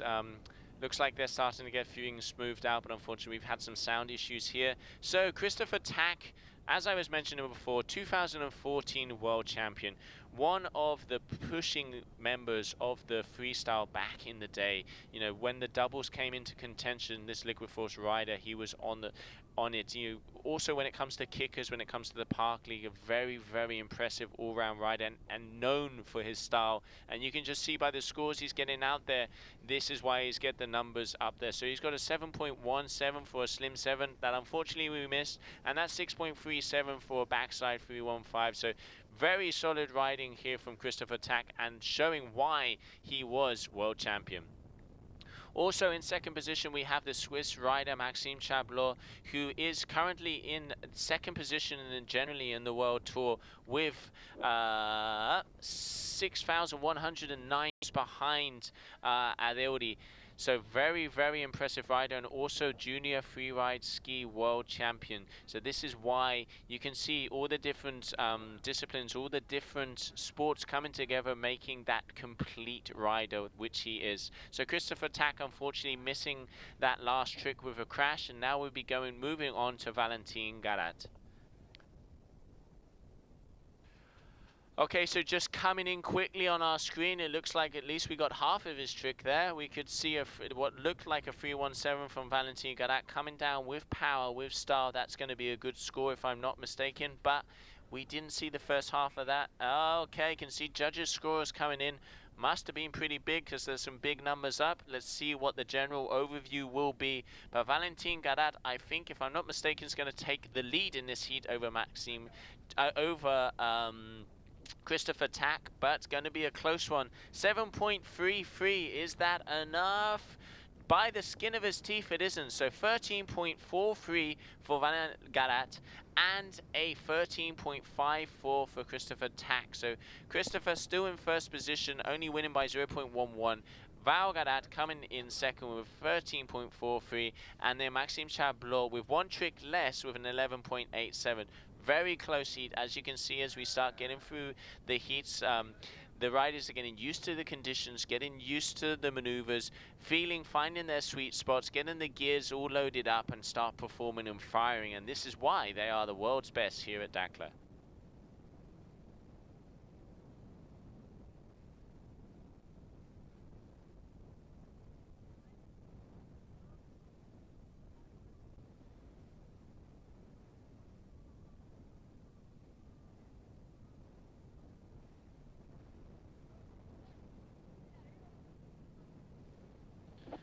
Coming in with speed, boom, big 317 there from Maxime Chablot. You could see he was hanging on the kite a little bit there, so judges are going to penalize him for that. Still, good speed, nice performance. Rayleigh, frontside 720. It's going to be interesting to see, but looks like, if I'm not mistaken, it looks like he grabbed the leash. So obviously the judges are a lot closer than us, so we couldn't quite see that on the screen. But yeah, so that is going to be a crash for Maxime Chablot.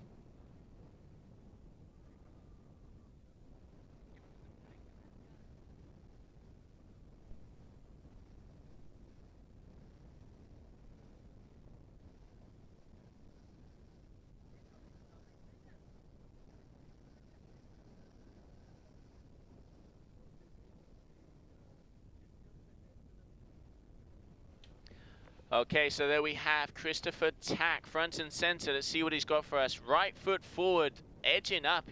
Christopher actually rides a very big board, a 150. I think he's one of the few riders on such a big board. Obviously comes from the wakeboarding side. Boom! Huge front blimbo, big extension, really whipped, got that flip. That's what you want to see through that one, but unfortunately not quite getting the landing on that one, so that would be a crash. But solid move there from Christopher. Obviously, we're going to be seeing better things from him. He still has 2 trick attempts, so he has a medium 7, a medium 6. He's in the lead by 0.11 over Val Garat, who is coming up next. So going to be a tight heat, this one. Heat number 4 in Dakhla. We can see Val right foot forward as well. Looks like there's a little bit more wind on the edge of the area out there. It looks like he's trying to find that little sweet spot. Is he going to perform something on the way out? Yeah, looks like he's going for unhooking, comes up. Rayleigh, S-Ben, freeze. So that would be a heart attack. Good heart attack there from Val Garat. Good power, good speed. On the edge of the competition area, so quite hard to see all the little details there because obviously it looks like they have a little bit more wind out there, but still you can see the travel. Nice extension on the Rayleigh. That's going to be a solid score for him. That's going to be a highly scored single maneuver. Once again, quality versus quantity. So Val Garat putting on a good performance here in heat number 4 at the GKA Kite World Tour in Dakhla. And there you have it, 5.67 for that maneuver. Very good riding there from the Frenchman. And coming up next, we have Maxime Chablot, front and center. You can see him there with the F1 board coming in with speed, going in front of the judge tower, just making sure everybody's looking at him, saying, hey, how's it going? Jumping. Boom. Big front blind mode. That's what we want to see. This is what marks the difference in, this is what marks the difference. This is why he's in the second position overall, trailing by a very small margin to Adele Di Corneo. Went up, did that front rotation, got the extension on that midpoint, came round, backside free, landing that front blind mode perfect, with style, with travel, with power, with speed, with what all of the judges are looking for, and coming out with the score. It looks like it's going to be around the 6-ish, if I can see all the different scores from the judges here on my monitor screen.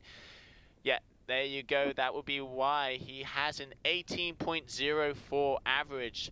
Very good there from the Swissman, 6.17. He's going to be happy with that one, putting some numbers up on the board.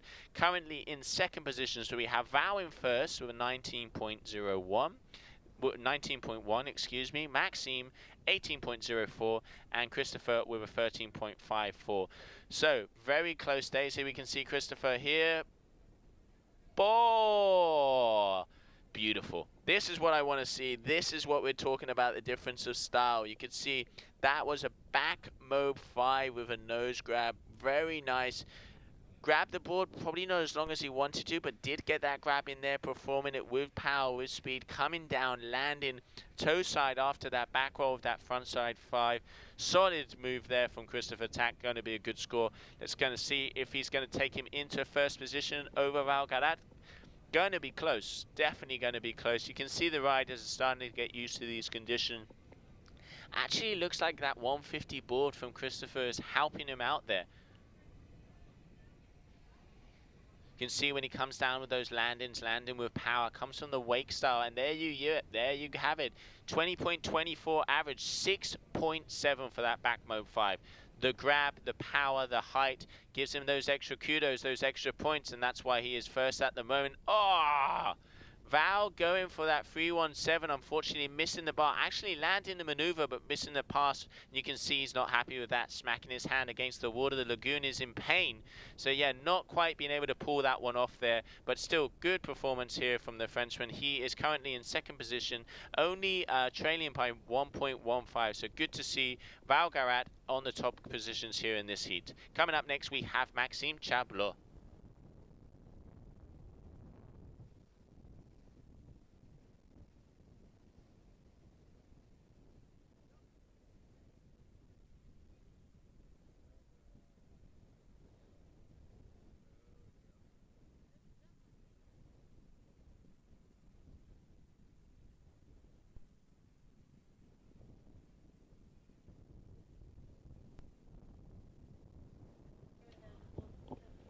There we had Maxime Chablot going for that slim to wrapped. He didn't pass the bar in the air, so there he did that front side free and then did the other front side free on the lander, but not passing the bar in the air. Shows control, shows discipline, so shows how he really does have that move on tap, but presumably he's probably going for that pass in the air to call it the slim 7.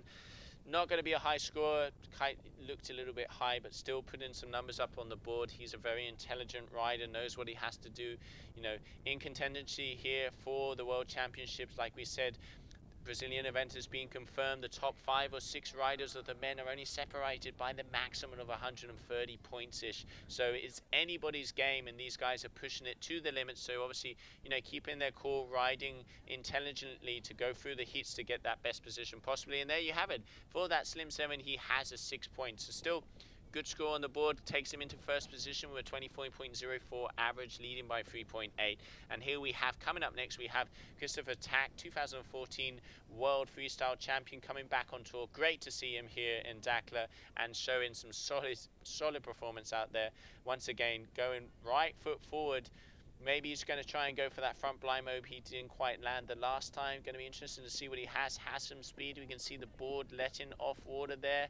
Coming out to the edge of the competition area. Is he going to perform something there? Looks like his speed is increasing. Come on, Christopher, give it for us.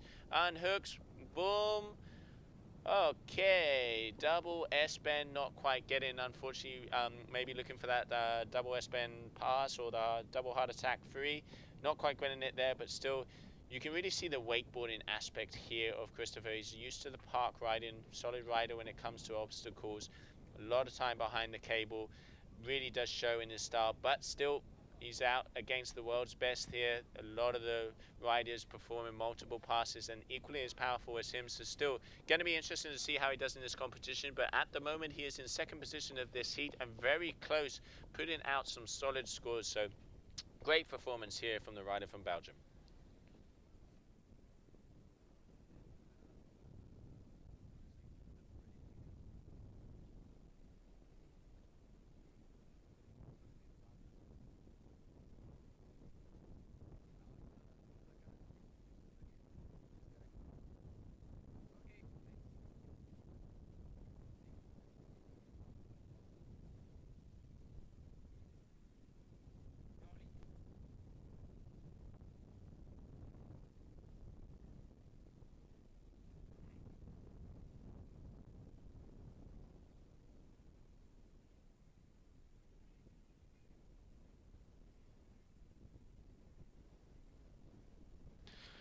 That was a good 317 there from Valgarat, getting the landing of that. He was looking for that one before and did get the landing on that one, so that's going to be interesting. He could go into first position here. This is a very tight heat, but not quite getting the landing. Unfortunately, our cameraman missed that. So yeah, we didn't, looks like Valentin Garat at the moment, that was his 7th trick attempt, so he's going to be third in this heat. And Maxime Cohen, huge, so much control. This is why he's number 2 overall ranked at the moment. You can just see he comes out, really has the control, the speed, the height. Sometimes his kite's a little bit high because he really does use it to pop off, but then sends it down like no tomorrow. Different technique and different aspects to be able to do those multiple passes. But yep, solid performance here from the Swissman. He will be in first position of this heat. Second position, Christopher Tack, and third position, Valentin Gara. So we will be coming back soon with heat number 5, which will be between Motuagil, Giuliano and Cocoluto. They will be coming up next. So it looks like, I think, if I'm not mistaken, we'll be very soon have an interview on the beach. And coming up with me for the next heat, we will have Pipa van Ilso in the booth. So stay tuned for that. So really does seem like the riders are starting to sink in here with the Moroccan waters. Looks a bit gusty out there. Be good to get the insight from Pipa. I know she just came off the water, so be interesting to see how she feels the conditions out there. Women were released for today, but tomorrow the girls will be on the water firing, and I know they want to get out there. So hopefully we will be seeing some interviews soon. So yeah, we're going to go to a short commercial break, and we'll be back very soon.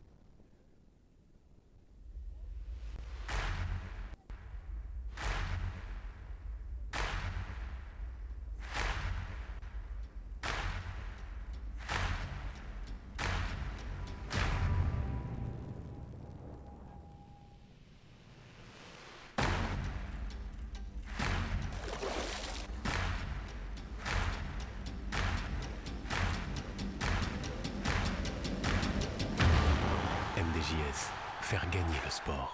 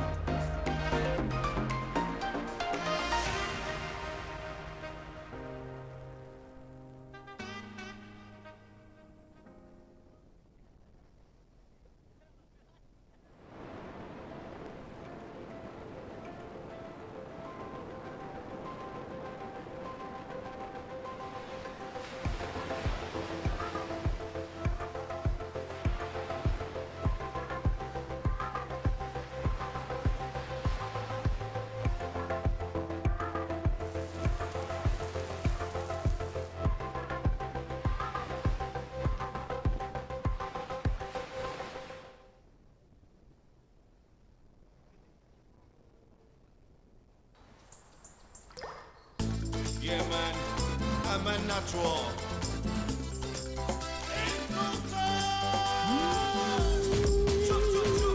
Okay, I'm Sultan.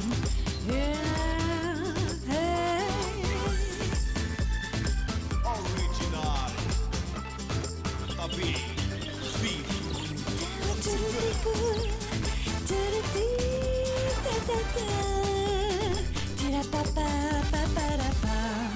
Ain Sultan, Génération Nature.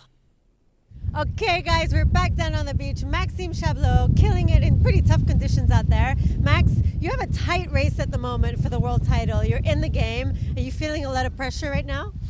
Yeah, I actually feel better than at the last event in Mauritius because there I was a bit the leader and I was really scared to lose, basically. So now I'm back on the hunt and yeah, I'm stoked to ride again. Good stuff then. You're straight through to round 3.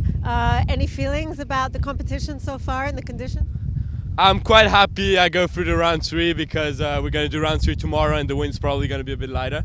So yeah, it always helps to do one heat less. It helps keeping energy, so stoked. Good stuff. Good luck. Get some rest. We'll see you after round 3. Christophe, we are so stoked to have you back on the World Tour. Like, everyone on the live stream is going crazy. How does it feel? You've been out for a few years. You've been doing the Park League. You come back. You're doing a little more freestyle again. Does it feel strange to be back? Or are you enjoying it? It's definitely. I mean, it's much different than when I was competing. I had like 2 weeks practice in Brazil and hadn't really been doing many air tricks before, like during the whole year. And I thought, okay, this is a perfect time to give it a shot, try it out, see how it goes. And now it was a good practice run for me. I learned quite a lot, yeah, I'm stoked actually. What do you think about the new format compared to what we used to have back when you were competing? Yeah, it's a lot different, and I think I prefer it. Yeah, I just need to kind of get used to it again. When you go to the ride and you want to do a certain trick, maybe sometimes it doesn't feel right. I should kind of just learn to adapt instead of still go for it. That's kind of what I learned now from this heat, and I mean up to round 2, and let's see it. Good stuff. Well, we're so stoked to have you back. We'll see you again after round 2. Thanks a lot to both of you, and now we go back to Joe. Thank you, guys. Okay, and we're back here in the studio, GKA Kite World Tour here in Dakhla. Sitting with me, I have Peppa Van Iersel. She is one of the most progressive women freestylers at the moment and currently pushing for the world title. You're very close there to Mika. It's going to be interesting now. Also, like we were mentioning before, Brazil is confirmed. So how do you feel about it? What's the energy out there? Yeah, I'm really happy that it's confirmed, and Brazil is always the sickest spot in the world. So I think we're all really happy that it's happening. And now here in Dakhla, in front of energy, it's pretty cool. And it's nuking, yeah. It is definitely nuking. It definitely looks like 35 knots out there. This heat at the moment, we have on the water, we have Mutuagil, we have Roman Giuliano, and we have Cocoluto. Three very powerful riders. No shy when it comes to the high score, and it looks like, if I'm not mistaken, here we have the local guy Mutuagil just on the screen right now. So he's had 2.53, that backside 313, so simple normal move at the moment, and looks like we missed that second trick, so he's obviously had something there very similar. And now it will be coming up with Roman's Giuliano's turn. So Pipa, tell me a little bit about Roman. Roman is a French rider. He's pretty young, and it's really cool to have him in the tour. I know he can do some really good tricks, so he's been doing really good lately, so that's nice. Yeah, definitely he had a double heart attack there. We can see with that 6-point average, so good opener for a heat. Here he comes again, coming in with power.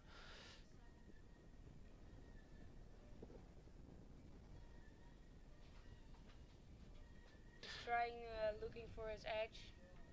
Missed the first one, but they all have 1 minute to do their attempt. That's really nice, so you can have like you have 1 minute to try your attempt, and that's really nice. You have like more or less 4 tags. That is like 1 minute, and now he missed the first tag, but he can try another time, so that's nice.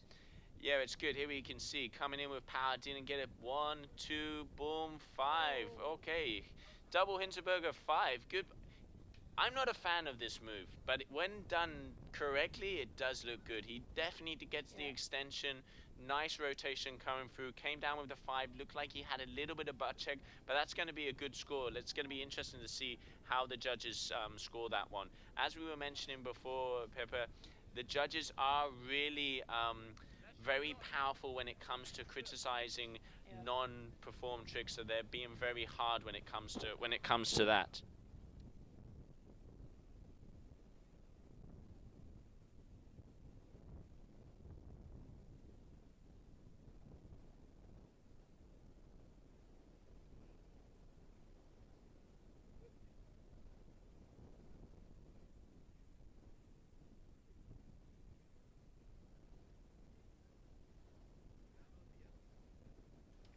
Okay, so we saw Roman there. He got a 4.9 for that last maneuver. Unfortunately, probably looking for something a little bit bigger, but not quite making it there. Okay. Here you have John Maria. Already had a really good front blind mope in his first trick, so that's nice. Give him some confidence, and I'm sure he's gonna go for some bigger tricks. Yesterday in training, he did a heart attack 7, like super clean. Going here on the takeoff, backside 7. Oh, he must be happy with that.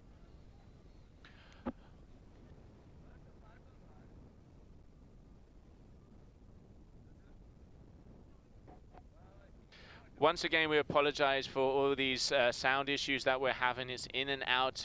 We will get this stuff smoothed out. It looks like, if I'm not mistaken, it looks like it's good.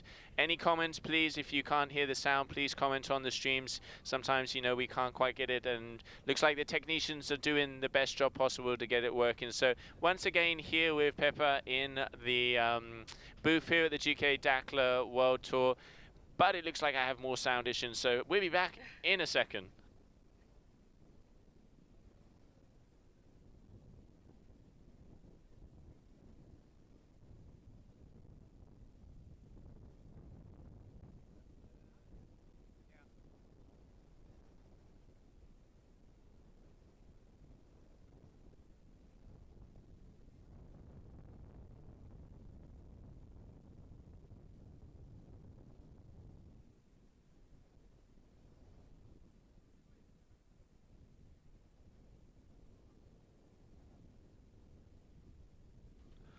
Okay, and we're back. Señorito Javo, thank you for letting us know that we couldn't hear the second mic here on the stream.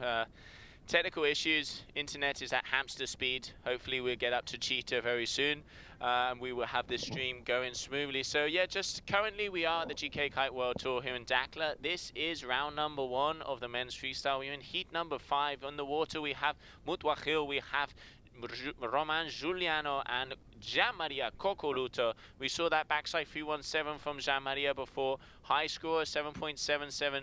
Good extension on the Rayleigh. Good power doing that backside 7. Coming down. I think he probably got a little bit deducted on the landing. He did have to stretch, kind of force his body a bit to get that extra 180, but still 7.7, solid score there. So he is currently in first position with that 14.07. Second, Roman from France with that 10.9. And here we have in front and center the Frenchman, F1 rider, coming in with speed. Come on, Jules. Come on, let's see what you got for us, Roman. Boom, up. Oh, beauty. That was a mow. Very, very nice back mow. Extension, power, fluidity, commitment, risk, stretched out, pretty much stretching even his toes, coming in with power. Obviously, Mobe is a single handle pass, so not the most difficult trick, but still solid maneuver there for him. 4.73, that's a decent score when it comes to a Mobe. Good to see him getting some there on the board, and takes that first position from Gianmaria Coccoluto. Here we have Coccoluto coming in with speed, do a turn rider, boom, boom, okay, 319. This is going to be an interesting one to score. You know, Mallory, the head judge at the skipper's meeting, was saying that he wants to see the power, the trajectory. You could see Gianmaria there. Still, 2 handle passes and landing switch stance, very hard, perfect landing, not getting his toes wet, but a little bit off axis, hanging on the kite a little bit, so he's not going to get into the 8s, not going to get into the 9s. That's definitely going to be around the 7-ish something, if I'm not mistaken. It's going to be interesting to see what the judges score that. So they're definitely going to penalize for the hanging on the kite a little bit there, but still, you know, it's the early stages in the heat, so Gianmaria is probably just keeping it safe, not risking as much until he has those 4 scores on, but still 7.37. So interesting to see, compared to his backside 317 from before, that was more powerful, 180 less rotation, and still scored 0.5 points more than that 319. So that just shows the difference. It is quality over quantity. So you could see the less rotation did get the higher score because it was performed with better execution and better style. So great to see the judges taking this into the account, because that is where we want to push this kite boarding level year after year.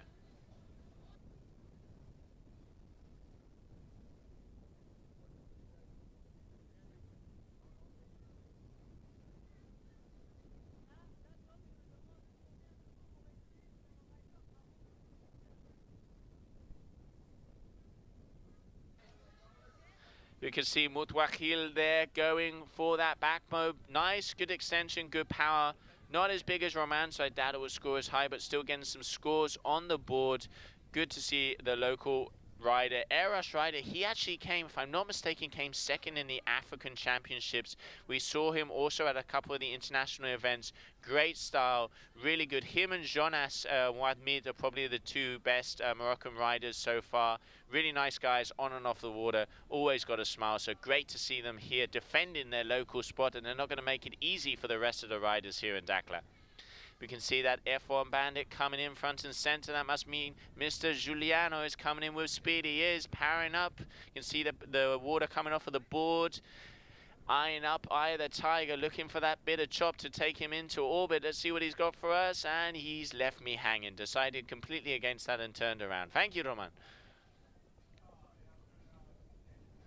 You can see it's hard conditions out there, and so important to get the right takeoff. So they have a minute to perform their tricks, so they wait for the perfect second to be able to perform and get those high scores. 7 attempts, top 4 counts. That means they can crash 3 tricks and still be able to get a total score. So here we can see Roman Giuliano coming in once again from France, riding for F1, unhooking. Let's see what he's got for us. Looking for that position, going down. Okay, Rayleigh 315. Good extension. Unfortunately, definitely you could see that he was aiming for something a little bit bigger, kind of hanging on the kite a little bit. Still had some good power, so it's going to be a decent score, but not going to be high on the scorecards for that one. It's interesting to see. You can see, I mean, most of these riders, they have doubles on tap. They really do. You can see when they take off if they're going to be able to land the maneuver or not. You can see Roman there not quite getting the pop he wanted. So obviously he was probably aiming for that 317, which is that double handle pass, and not quite being able to get it. So he had the height but not the speed. So when he did that 5, he kind of dangled a little bbit on the end, which is why he got the point deduction, and there you have it, is a 3.27. Here we have Gianmaria Coccoluto, back mode 5 with power, good extension. Different style of back mode compared to the other riders in this heat. You can see he crouches a little bit more, has the knees a little bit more closer to his body. Maybe not as stylish through the rotation, but does look a little bit more powerful. So, you know, there's 1,000 ways to skin the cat, and it's all about getting the points on the board. So, going to be interesting to see what the score for that back mode 5 is there. Probably going to be in the averaging around the 6. Had power, had travel, and there you go, 6.03. So judges really, you know, small differences, but it is the differences that make the difference. You have the extension from the other guys, which does give the little bit more style, but the power and the fluidity of the Italian rider there really did make the difference. And here we can see Mutwahil going out, the Eras rider, local boy here. Good to see him defending his local ground. Looks like he might be going for something right foot forward. What has he got for us? We've seen Mobes, we've seen Slims, maybe KGB. Big heart attack, unfortunately, coming down in the bundle. You can see the Gus caught him halfway through that S-bend. And when he went to pass the bar was too far away from him, so he couldn't quite get it close enough to his body to be able to perform that backside free rotation. So, unfortunately, a crash for him there. So, coming up next, we will have Roman Giuliano from France for his 5th trick attempt of the heat.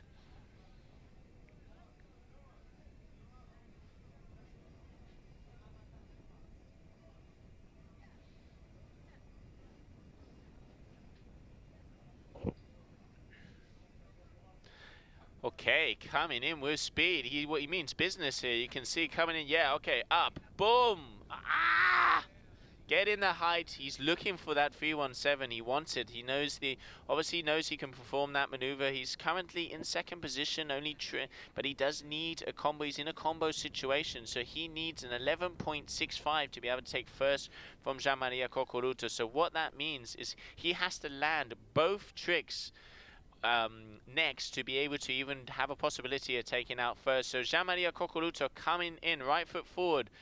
Up he goes. Okay, heart attack 5.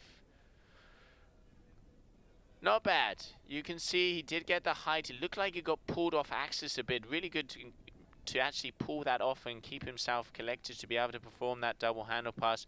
Didn't get the extension in the rayleigh, was a little wobbly through the middle. Still a very hard move to perform that heart attack 5, but won't be the biggest score possible for it. So going to be interesting to see how the judges feel about that one.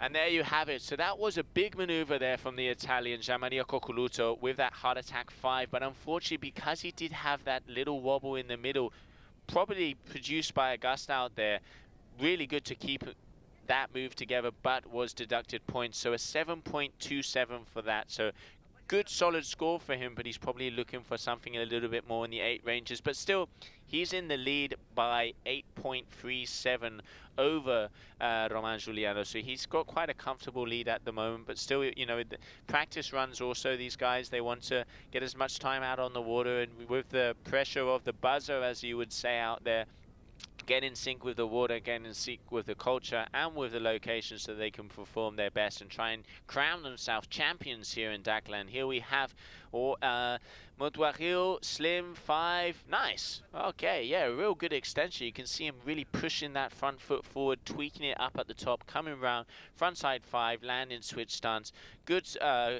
Good power, didn't quite get the height in there, but then the perspective of the camera we have here, they come towards us, so we can't quite see the travel, we can't quite see the distance that they cover. So yeah, good Slim 5 there, 4.87, solid score, 14.43 overall there. So the local guy really performing well here at his home spot. So now coming up next will be trick attempt number 6 for Romain Giuliano.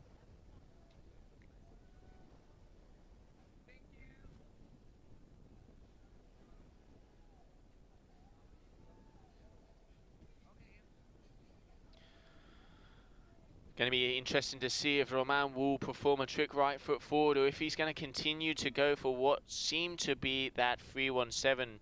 Tried it a couple times, unfortunately not being able to get what he wanted. He's had, let's say, 2 attempts. He's landed both, but not quite got the maneuver we want to see. Is he going to go for a third time or is he going to mix it up? Coming in with speed, coming up, unhook it, boom. Okay, Slim. He does have the bar there, so even looked like he got a little bit of a grab, a tail grab there at the end. I really like how Romain, he stops the Slim. So he does that front rotation, breaks, stops, make sure the judges know that he stopped and everybody's looking at him, then counter rotates, passes the bar, comes down. Actually looked like he threw in a little bit of a grab in the middle there.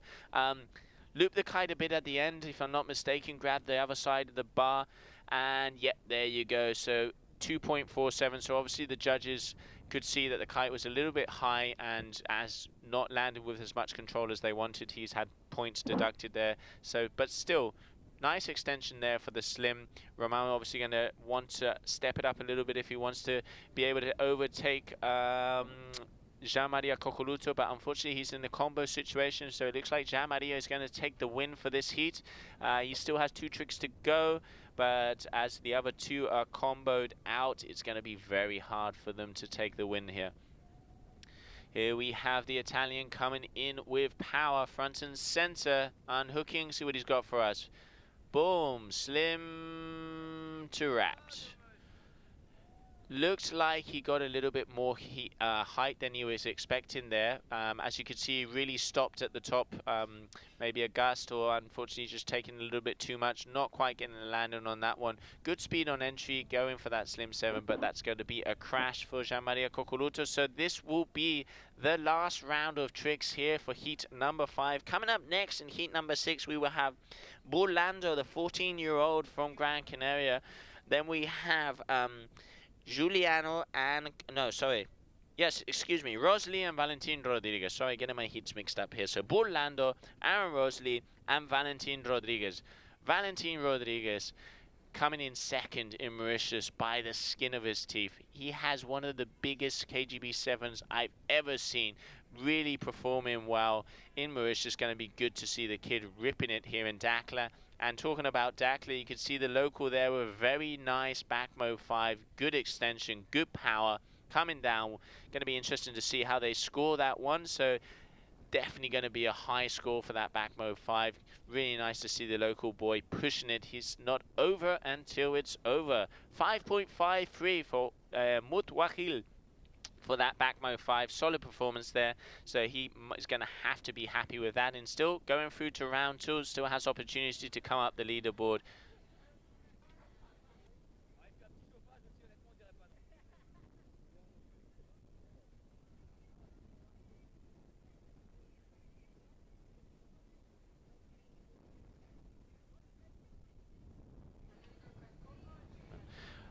Okay, so Giuliano coming up now, right foot forward. He's been trying that Slim, went for that Slim 5. He's been trying that 317. Still second position here, 18.9. So really good riding here from the Frenchman, one of the younger boys out there. Coming up, boom, good extension.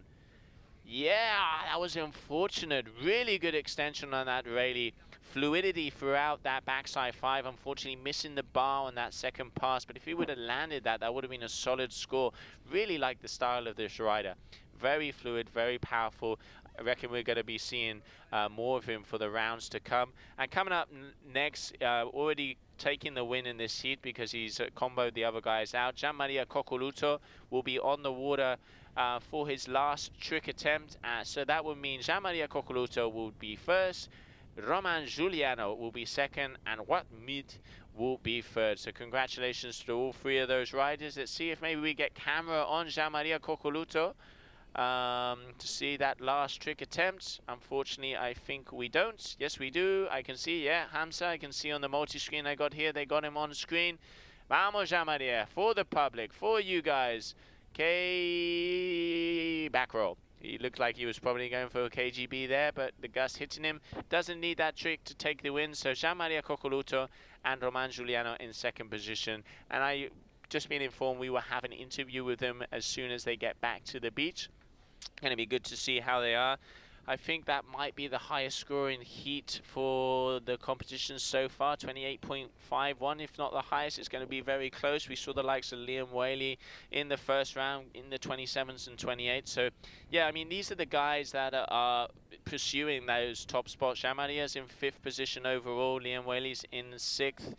In between all of them until all the way up until Adeudi Cornio, who's our current leader of the tour, there's only 100 and something odd points difference. So it's anybody's game. Every position counts. 7 events in total now that we have the event in Brazil, which means that they have 3 discards. What is a discard? A discard means that the rider can decide their 3 worst scoring positions. They take away, and then the average is done on the rest of the events. So still anybody's game. Anything can happen, and this is the way we want to finish this tour. This is, you know, dynamic and action until the very end. So going to be interesting to see who will be crowned the winner here in Dakhla, and also the winner of the general world tour that we will see in Brazil.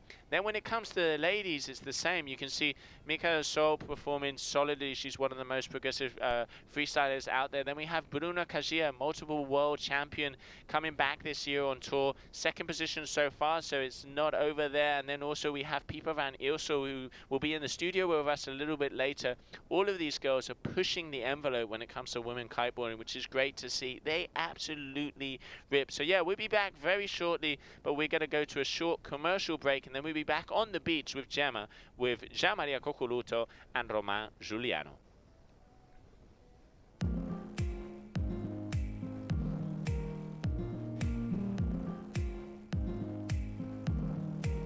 That was perfect, Eric.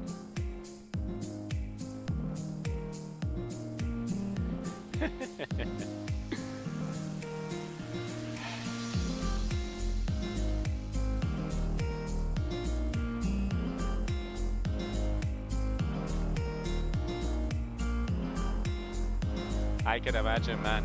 It must be very, very hard. But the guys are getting a lot better, and it looks the transitions are starting to get better. So we use this day as test, and tomorrow will be all synced in.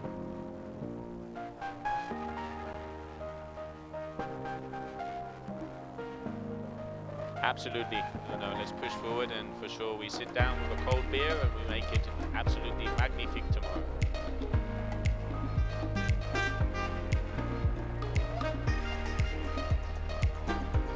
Just make sure you die after the beer, not before, right? It would be worse.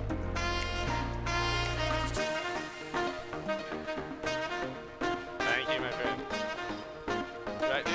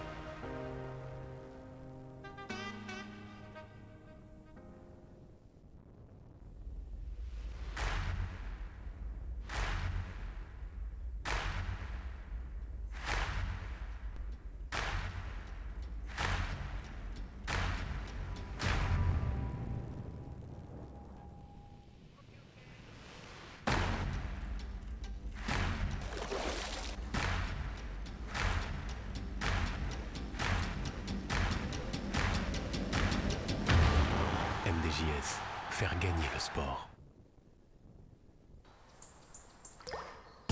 Yeah, man, I'm a natural.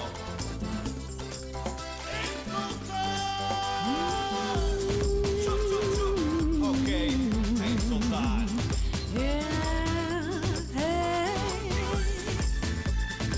Original. Tabi.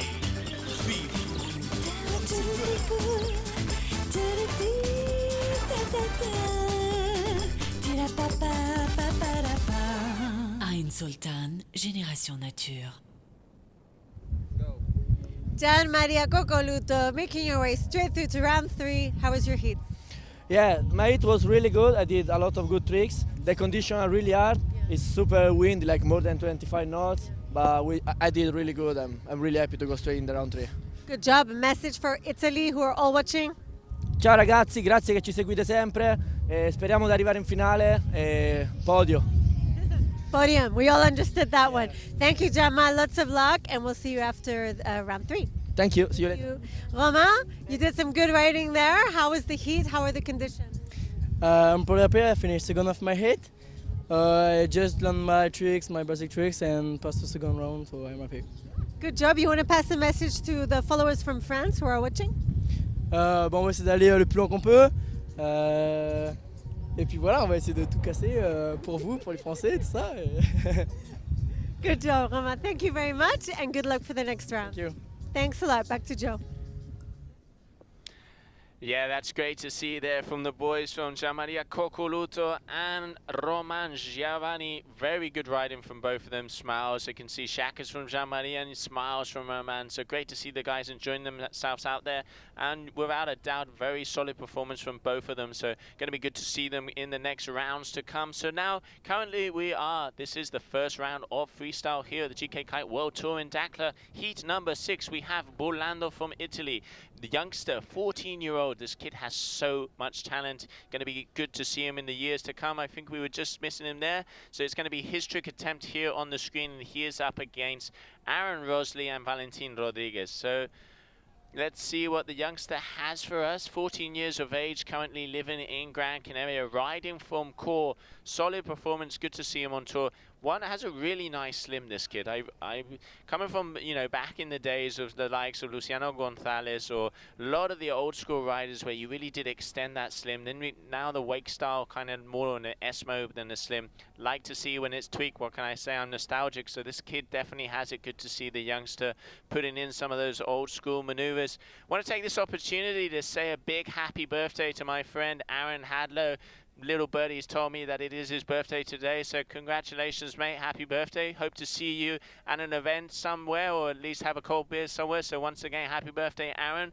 One of the most progressive freestyle riders we've had out there, 5 times world champion. A lot of the moves we see today was because of this man, and he's still pushing it and pushing it day after day. So yeah, once again, happy birthday, Aaron. So now back to the heat. We have Bolando there. Looks like he was trying to go for a maneuver, but unfortunately couldn't quite get the unhook there. Trying to maybe go for that slim I was talking about. Coming up next, we have Aaron Rosley from South Africa. Landed a back mob of a 3.23 on his first trick attempt. Let's see what he's got for us on his second.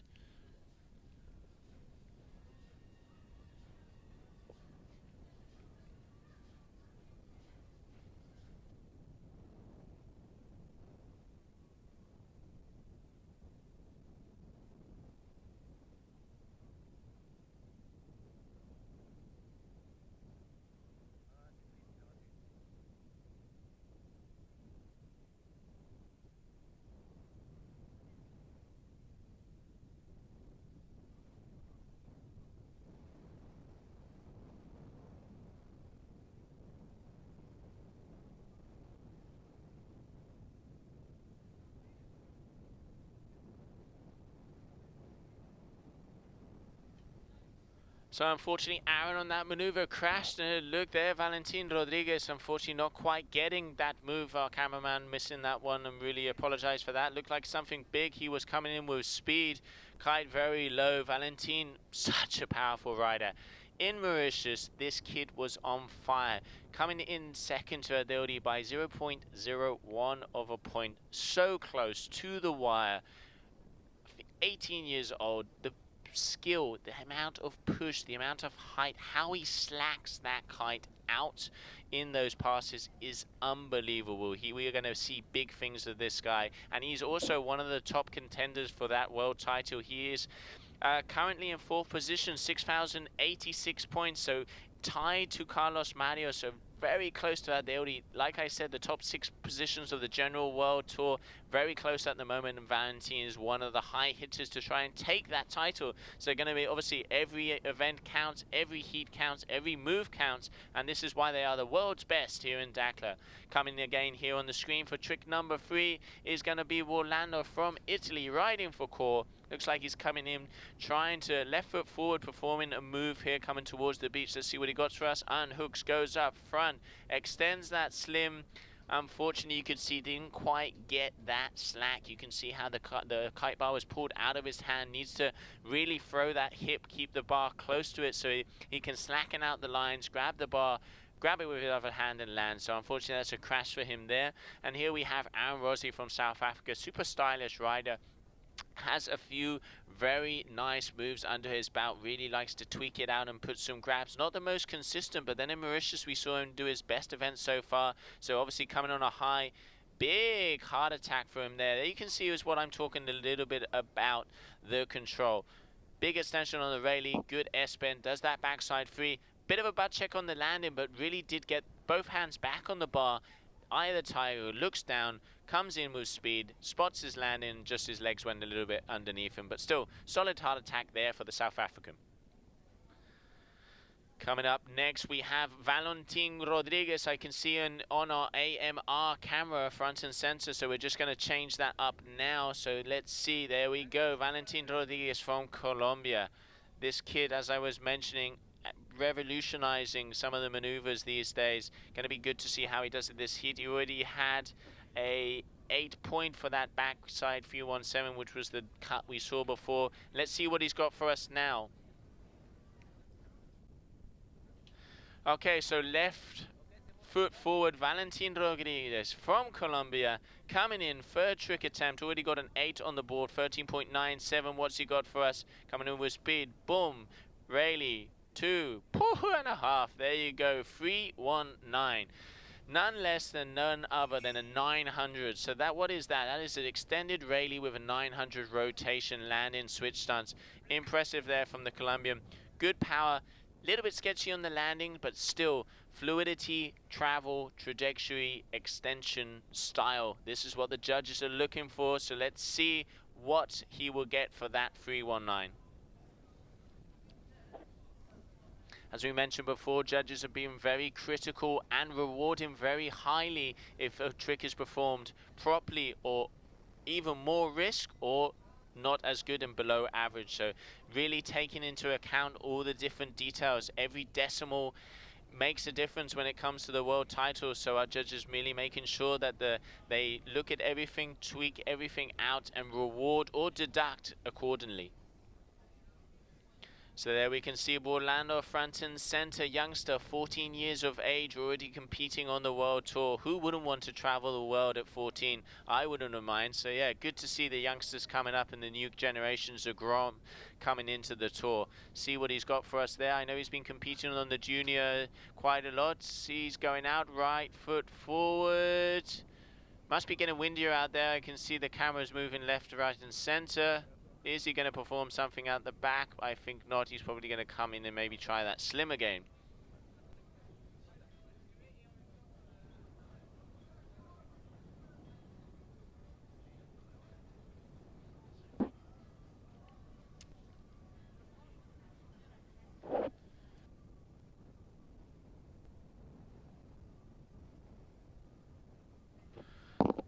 There we can see going across, that's that big Avansan Hotel, one of our partners in the back, those beautiful colourful bungalows. Once again, thank you very much for being with us and supporting us for this event here in Dakhla.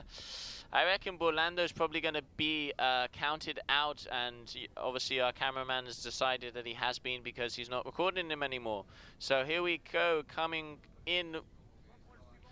This is going to be his last chance to get his trick. He has 1 minute to be able to record, coming in, and Looked like a MOBA temp. We didn't quite catch that. Once again, we apologize for these technical difficulties. Unfortunately, we're missing quite a few of the tricks here. Maybe there's an issue with the camera out there. So yeah, we're trying to resolve this as much as possible. Bear with us, please.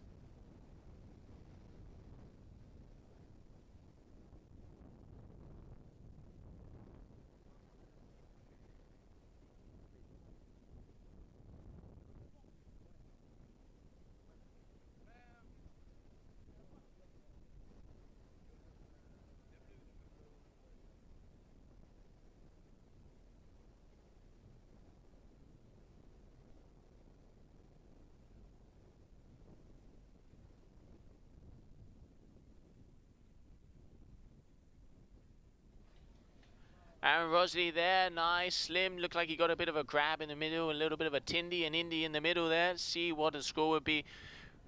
Not the highest slim we've seen, but still, you know, he is currently in second position. He's got an 8.03.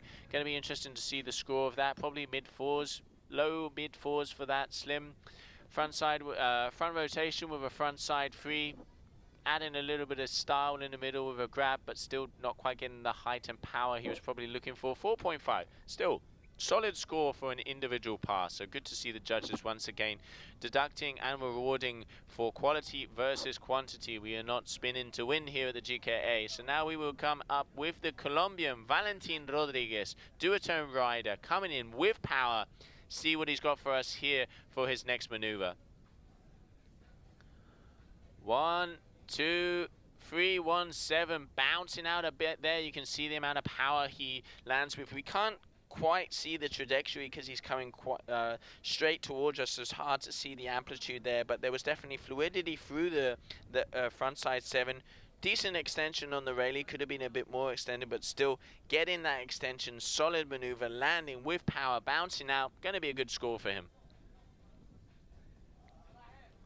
And there we go, a 6.83. So obviously the judges deducting a bit there for that bounce out of the landing, considering it a butt check. Sometimes it can be 2 point less or 0.5, depending on how much of a butt check there is. What is a butt check? It's when you don't land perfect, your butt or rear end touches the water, and they deduct points for that. Obviously they do take into account if it's a big maneuver with power, you've taken the risk, the commitment, the trajectory, and you touch the water, it's not as devaluating. But obviously there we can see 6.83 for that 317. That's quite a medium to low score, so good to see the judges rewarding and deducting where they have to. But still, Valentin Rodriguez comfortably in the lead with a 20.8 average.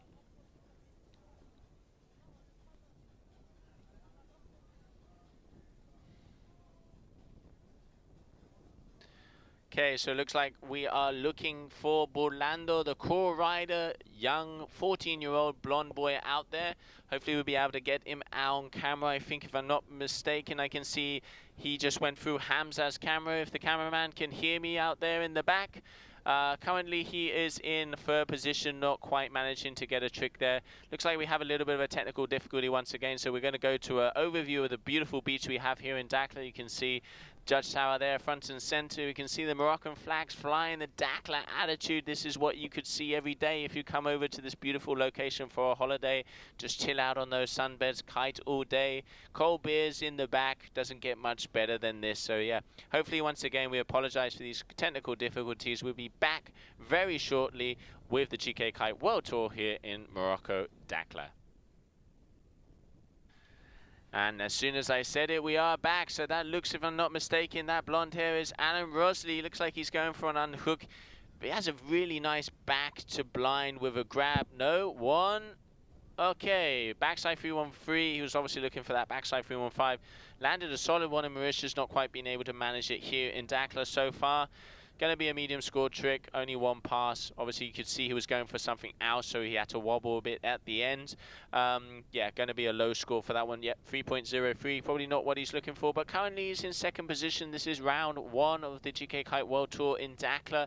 The winner of round 1, each heat will go through to round 3, and then the others will go through to round 2. So it's still you know, they still have more chances to go up the ladder. This heat isn't over yet. They have only completed 5 maneuvers with Valentin Rodriguez to go for his 5th. So still early days in the heat, just past the Ecuador, the meridian of this heat, and we will be continuing through to see who crowns himself heat winner here in Dakhla.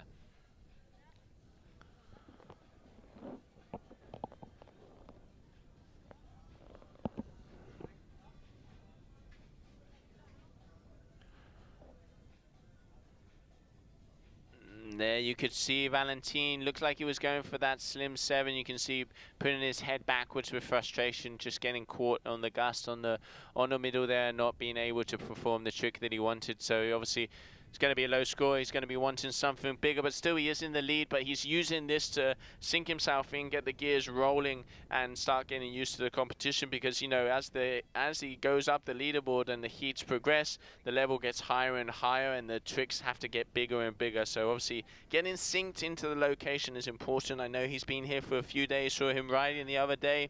Very impressive, but yeah, just still trying to pull it together a little bit. It seems like he's having trouble with that slim.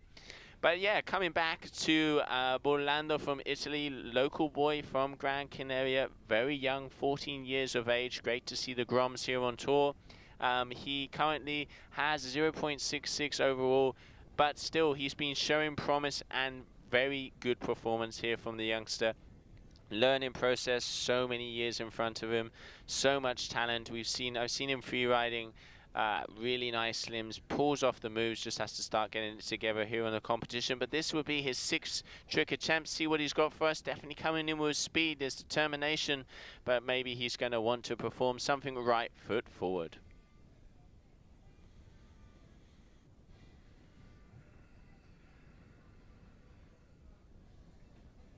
Looks like there's a bit more wind on the outside of our competition area there, and Burlando, he is turning around. Yeah, he's going for that left foot forward. See what he's got for us. Maybe a slim, maybe a 313, maybe a mobe. So many moves, so much repertoire, and there you go, 315. Nice and clean. Good star extension at the beginning, hanging on the kite a little bit on the end. They're going to take some points away for that, but still score on the board. Solid move here for the Italian.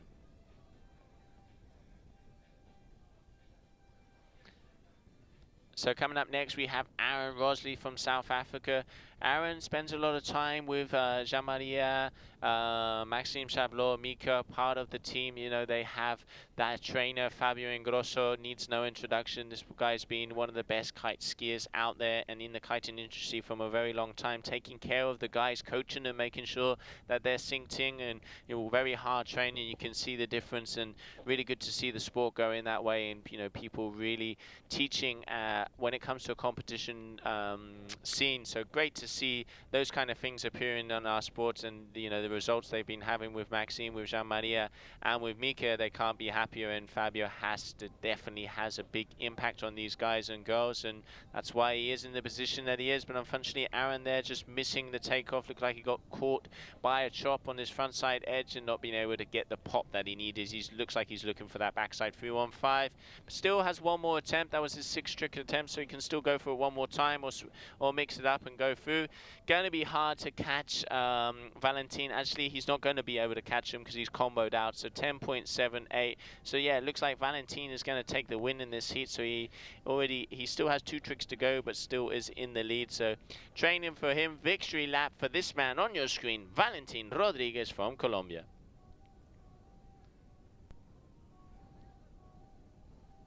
Come on, Valentin, dale dure, dale grande. The sound of reggaeton. I can hear some reggaeton music. This kid loves his reggaeton. He's always there with Robbie James, getting the mix up, getting in the mood, getting motivated, and definitely he is going to be in the higher heats of this competition unless there's no surprise. Such a talented rider from such a young age. We're going to be seeing big things from this Colombian for the years to come.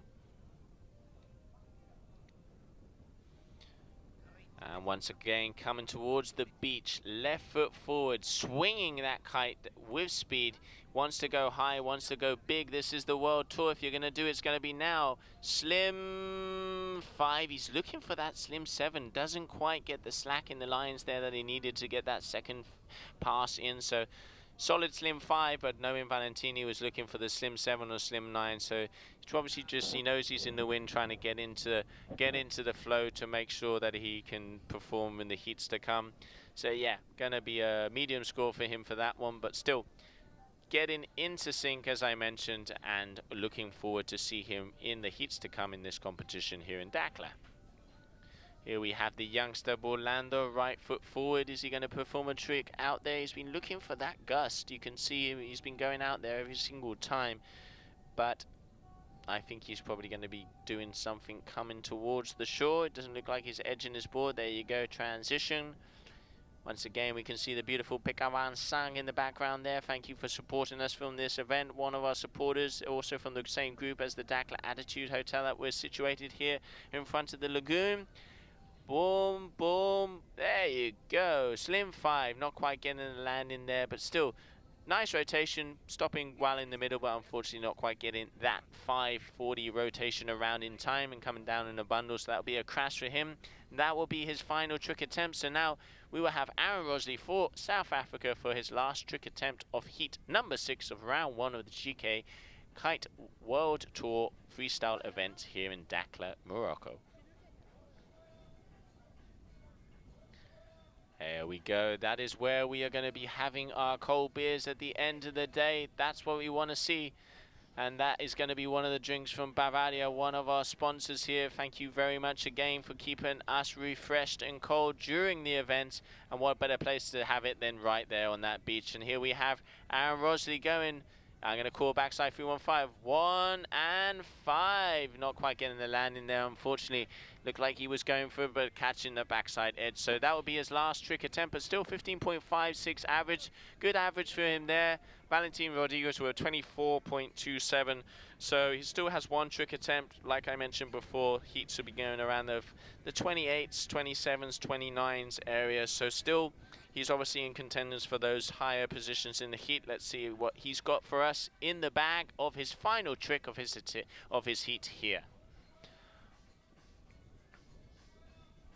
Okay, front blind mode, but over rotating. You can see completely over rotated, going over his front edge, and that will be a crash. But like we mentioned, he had the win already before that attempt because he had enough points and he comboed the other guys out. So he was obviously trying a few things, loosen himself up to get ready for the next round. So Valentin Rodriguez will be going through to round 3 of this competition. So congratulations to him there. He takes the win. So definitely be getting an interview with Gemma with him on the beach very shortly. Just having a little bit of fun, a little kite loop layback and a little down loop and a grab for the crowd. Good to see him having fun there. So yeah, we're going to be going for a short break here, and we'll be back very soon here at the GKA Kite World Tour in Dakhla.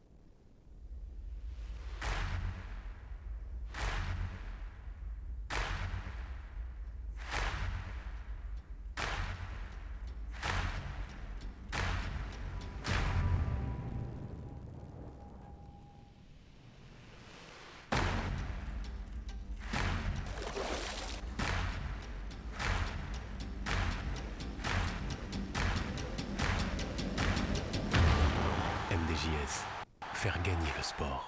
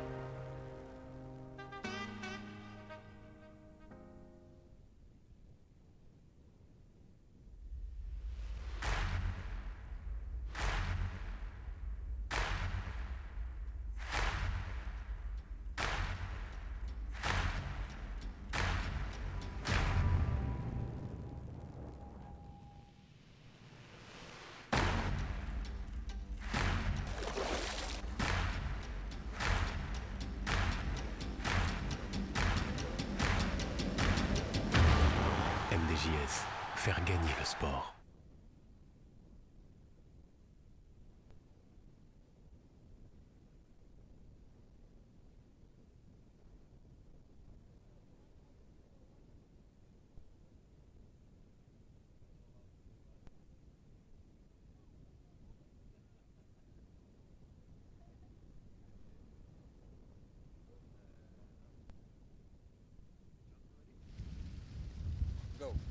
Okay, stoked to have you guys down here. Aaron Rosley, our only South African competitor on tour, placing second in that heat. How are the conditions? The conditions right now, like probably the hardest I've ever competed in by far. Like they're quite challenging. But you seem to hold it down okay. Are you used to this kind of wind? No, no, not at all. But I mean, it's good fun to ride with everyone and just ride and compete. What do you think about Dakhla, Aaron? I think you've been here quite a few times already, right? Yeah, Dakhla for me is like it's a super good spot. Like it's like pretty perfect. There's good wind, flat water. It's challenging, so it pushes you, but it's a good spot. Cool. Any messages for everyone watching from South Africa? I don't know. I doubt it, but yeah. Say hi to all the family and friends. That's super. Thanks a lot, Aaron. Val, you're doing so good this year. Another awesome heat, straight through to round 3. How was your heat? Yeah, super stoked to advance directly to the round 3. The conditions are super hard. And yeah, cut my finger a bit on my first attempt, but nothing too bad. And I hope to keep pushing until the final. What is your aim, Val, for this year? You're very close. You're in the race for the world title.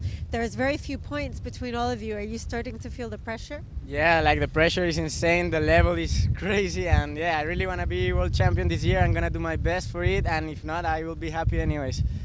Thanks a lot. Thanks a lot to both of you. And good luck. See you after the next round. Thanks a lot, guys. Thank you.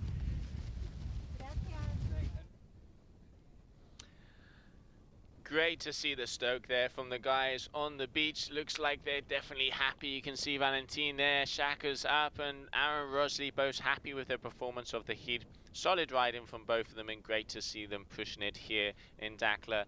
Look at the location we have for this competition. Sunbeds, beautiful sand, perfect wind, cold beer, and a load of the best riders out there. So here we can see in the heats now, we have Jonas Bosetta from Morocco. Then we have Robbie James from Thailand, Luca Pitot from France, and Nico Delmas from France. This last guy, Nico Delmas, on your screen now. There you go. Boom, boom. 317. Oh, catching that front edge, man. That hurts. Unfortunately, yeah. Nico Delmas had a 35-point average in Mauritius. He had the competition of his life. Such a good performance here from the Frenchman, sponsored by F1. Trick after trick, move after move. You know, all of us were on our feet during the whole competition. He was pushing it as much as possible, and that's why he came out with such a good result there. So going to be good to see him performing here in Dakhla. You could see with that move, unfortunately just missing the landing on that, but the power, the height, the style, the extension, this is what we're looking for. Really performing for the judges has what they're looking for, and that's why he's going to be getting those top points during the competition. Unfortunately making a crash now. So here we have Busetta. Currently he just became a father. There we go, backside. Backside 313, unfortunately looping that kite down, not quite getting the landing, definitely getting the heat, and you can see the commitment there, but then he is on his local turf as he is one of the Moroccan riders here in Dakhla.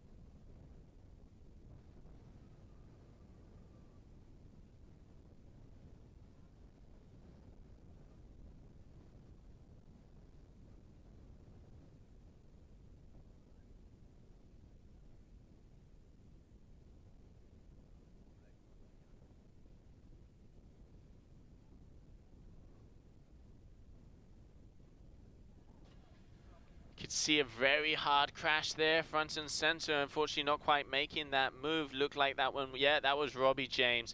We got to put a mention out there for Robbie James. This guy has so much stoke. He has kind of become the stoke man of the tour.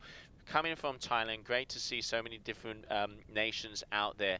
The energy level this kid has, I wish it would just rub off a little bit. It's insane. He's become one of the biggest members here of the family of the GKA World Tour. Great to see him to come in all to the events and coming all the way from Thailand. Riding's getting better and better every competition. Going to be good to see him performing here in Dakhla. Unfortunately, at the moment, looks like he just had a very big crash. And here we have Luca Pitor going for that backside 315, not quite getting the landing. Luca Pitor from Mauritius, where we just came from, his home spot, where we had that last stop of the GKA Kite World Tour.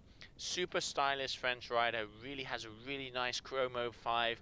Very wakeboard style, and you can see there just the extension of that Rayleigh. That's what the judges are looking for. That's why he does have that quality over quantity and gets those high scores. Unfortunately, not landing that maneuver, but there you could see his first trick that he had that front blind over 6.03. So going to be good to see how he performs in this heat. Coming up next, we have Nico Delmas, as I mentioned before, had the event of his lifetime in Mauritius, going for that 317 with ease, cool and collected, perfect landing. That is going to be a high score. This guy in the last few months has pushed himself so hard and improved so much. Great to see him performing here and getting his stuff together in Dakhla. That's going to be a top score for him there with that big, really nice 317. And there you have it, a 7.1 for that last maneuver from the French rider, French F1 rider Nico Delmas. Congratulations, 7.1 for a 317. Looks like he's bringing some of those vibes he had in Mauritius and wants to have a very good contest here in Dakhla in the 6th stop of the GKA Kite World Tour. So at the moment, he is in the lead with that 7.1 because he crashed his first trick, and now we'll be going back to Yassine Bossetta, who just had a kid, so congratulations to him, one of the local boys here in Morocco. You can see him going right foot forward, coming in with power, going past that judge tower, just making sure the judges are ready, saying hi, saying how's it going, are you looking at me, off KGB, does he pull it off? Unfortunately, no. There you can see going for KGB, good extension on the rotation, putting his, KGB important to get inverted. You want to be aiming to do that full back roll rotation, and then it's that backside free. But you can see he didn't get enough height, and when he came in for that, let's say the last part of that 360 backside rotation, had crashing, grabbing that front rail, and unfortunately going underwater. So that will not count for the local boy there. So that is his third crash of the heat. But like we mentioned, they have 7 trick attempts, top 4 tricks count. So yeah, he still can land the next 4 tricks, 4 10s, get a 40-point average and win the heat. So it's not over until it's over. And now we have this man, the style master, the hype of the tour, the man with more stoke than known to man is Robbie James from Thailand, front and center. Let's see what he's got for us here in Dakhla. You can see him riding for Ozone there, coming in with power, left foot forward. You can see the water throwing off of his board. He wants it. He has so much energy, this kid. Great to see him here at yet another event. Let's see what he's got for us. What is he going to go for? Okay, there you go. Rayleigh to wrapped. Okay, nice.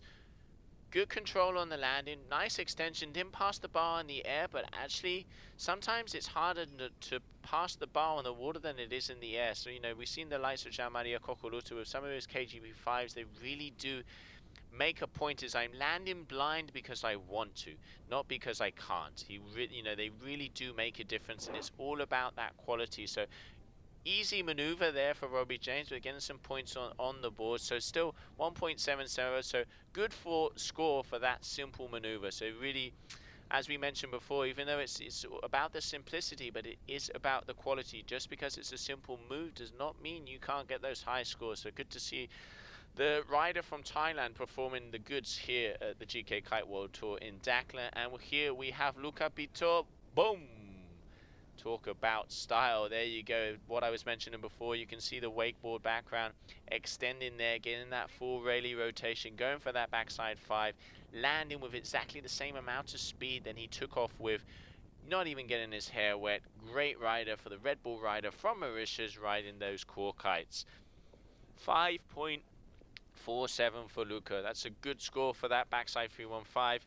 Once again, extension, quality, speed, that is what we want to see here at the GKA, and he obviously is understanding that, and that is why he is currently in second position against this heat against this man, the Frenchman, Nico Delmas. So let's see what the third trick attempt from Nico is going to be.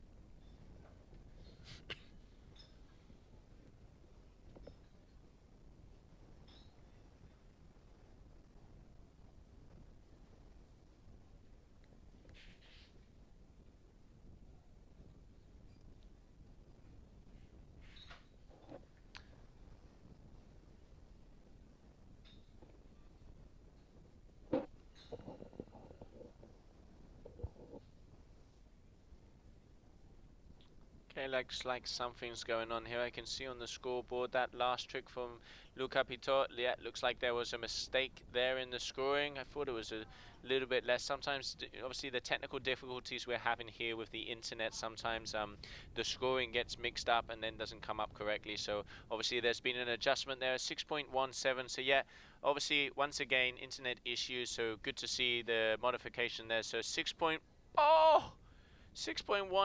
from that backside 313 from Luca Pitot, but talk about a front blind mode from this man, Nico Delmas. Extension, power, fluidity, trajectory, landing, dotting all the I's and crossing all the T's. That was a beauty. Solid riding there from the F1 rider from France. He has improved so much once again, coming off of a height from Mauritius, and there you go, 6.43. That's a huge score for a single handle pass. How hard it is out there. So yeah, great riding here from Nico.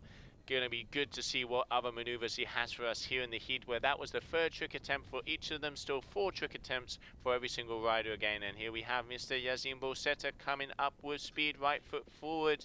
Knows this place like the back of his hand. He is a local here in Dakhla. Going past that mark there, unhooking. What's he got for us? Definitely got enough speed. Looking for that perfect sweet spot. There we go. Okay, Rayleigh, backside 1. So blind judge, but losing the bar. Not quite getting the land in there. So unfortunately, that will be a crash.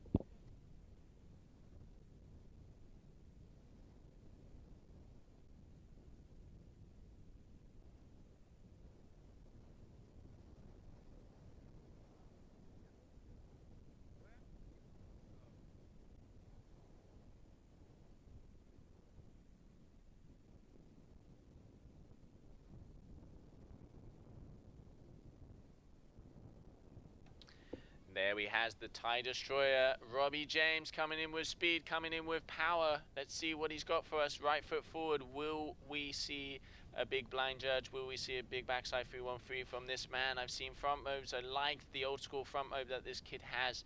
You know, definitely picking up his game, getting better event after event. He's been a regular on tour, and like I said, he has the most stoke rider we have out there, so great to see him here at the event. So this will be his trick attempt number 4. Okay, Rayleigh, backside 313 to submarine crab hunter. Unfortunately didn't land that one there, but still good to see him pushing it as much as possible, and I know no matter what, he's going to come off the water with a stoke.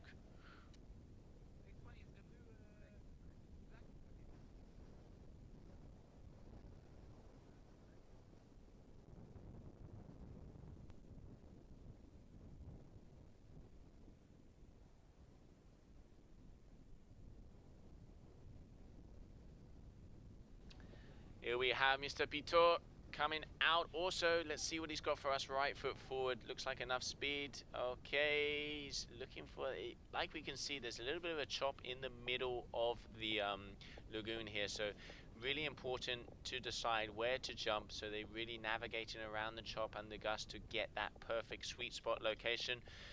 Will he come in and do it left front forward, or will he go for another attempt right? Definitely got a good amount of speed, but I see him looking backwards there. Yep. He's definitely going to turn around and try it again. Once again, every rider has 1 minute to perform their trick. 7 trick attempts, 4 trick count. The highest scoring 4, looking for that 40-point perfect average. Will it happen one day? If it's going to happen, it's going to be here on the GKA. There we go. Big 317 from Mr. Pitot. Red Bull rider from Mauritius. Good extension. fluidity through the rotation, landing, not getting his feet wet. Kite decently powered, got good trajectory, solid score there coming up on the board, I'm sure, for the Frenchman.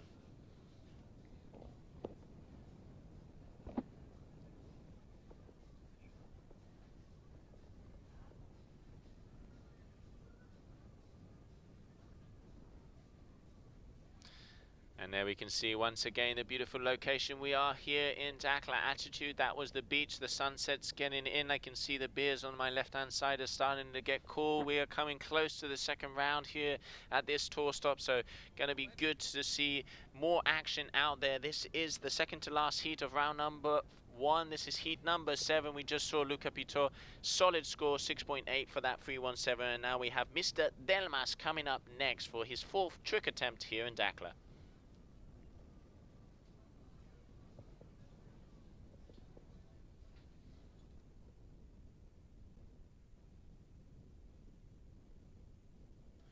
Here he comes, going downwind a lot. Back mobe 5. Interesting way of doing that. That's almost what we used to call a late mobe. You can really see getting that full back rotation, staying with the board underneath or going inverted over the top and then spinning into that 5. So good back mobe 5 there from Nico. Solid power, kite positioned, keeping it cool and collected. He knows it's the early rounds of the competition. You know, obviously need to leave some gasoline in the tank to fire on in all cylinders when it comes to the further rounds in the heat. But yeah, going to be a good score for him there. He is currently in second position with a 13.53, but he does have a good score coming up. I can see on my screen for that back mode 5, so a 5.8, good score for that single handle pass there. So he is now in taking over his teammate Luca Pitot, 19.33. So it is a French throwdown here in Dakhla. And there we can see local boy Yassine Borsetta still to land a trick. He's got commitment, he's got dedication, home crowd behind him, newly born baby looking at him. He's going to have to put it all on the line. 3 tricks to go. He could have solid performance in the African Championships we had early on in the year. Really good start. There you go, backside, 3-1-3, good extension. Kite was a little bit high, nice power, lands it clean. That's going to be a good score here for the Moroccan, and great to see him performing at his local beach.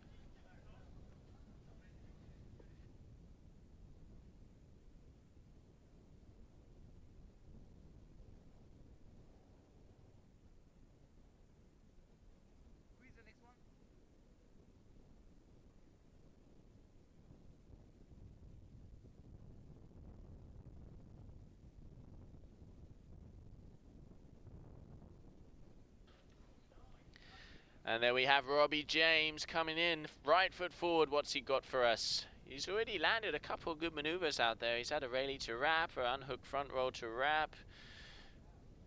Going to be interesting to see. I know he has a nice front mobe.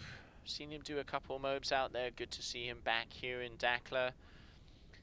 Gonna get him in the studio throughout the days here. Great. He just, once we've been saying it over and over, has so much hype, has so much stoke. His energy, pure energy, which is what we want to see. The new generations of kiters coming here. You know, a lot of us involved in the tour, we've come from other tours back in the day. So, you know, great to see the Groms killing it. And there it looks like he was going for that mobe. Unfortunately, kite was sent up and going for that double back roll unhooked. As obviously the kite went over his head, so that will not be, he'll be scored probably a 0 point something. It's not what he was looking for. So coming up next we will have Mr. Pitot, Red Bull rider from Mauritius, currently in second position in this heat. Like I said, very talented rider, Luca. He is currently in 11th position overall standing, so almost top 10. So he's probably going to be aiming to get into the top 10 by the end of this event. So he still has 2 events to go. Really good style. All of the French riders, that French team, they're really pushing the envelope, and great to see new generations of kiters coming and pushing everything so hard.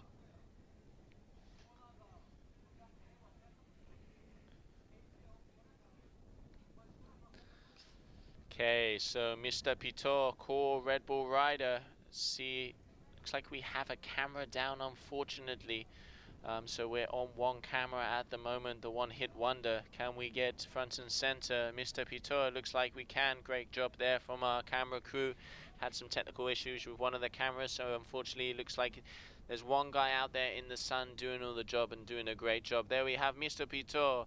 Heart attack. Clean, collected, smooth, powerful, nice extension. Solid maneuver there for him there. Good style. So that's going to be a good score there for the Frenchman. And coming up next we have Nico Delma. So Luca Pitot was in second position by 0.34, but obviously after that heart attack he's going to go into first position over Mr. Delmas. Let's see the score, 4.3. Yeah, average to good score for a single handle pass. Good to see once again the judges, they're rewarding for the better executed maneuvers. Almost got it there. But yeah, they're going to be interesting to see throughout the heats. We have this man, Nico Delmas, performing very well the last few events. Big back mob. I love the style of this guy. Just really extends, pushes those legs, really tries to tweak it out. The difference of commitment and risk, he's really pushing it to get that extra addition of style to get those extra points, and that's going to be rewarded. I can see some of the scores already dropping in before they come onto your screen, and that is a solid back mode 5 from the Frenchman.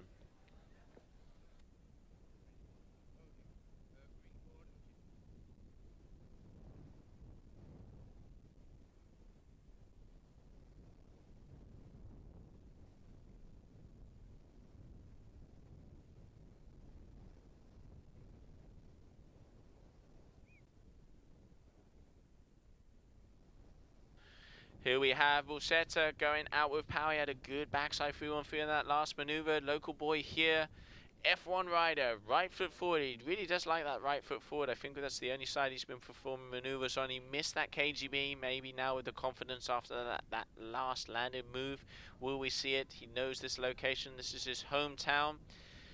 Got some speed, but I think he's going to be turning around. So yeah, he's going to be aiming to come back at us here at the GKA Kite World Tour in Dakhla. Camera front and center, Mr. Busetta, F1 rider from Morocco.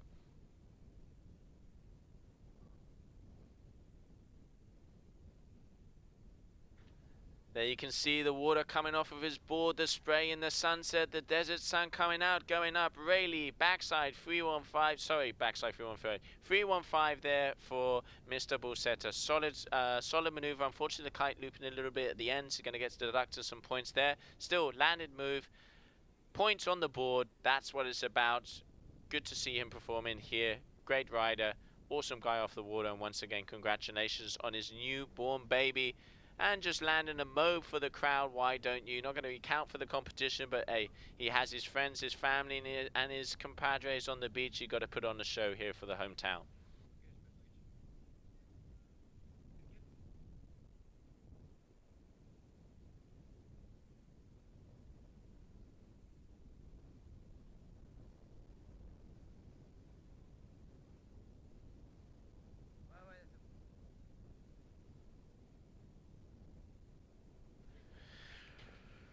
Robbie James, Eye of the Tiger, looking for that perfect section, that little bit of chop to destroy it and go to the moon.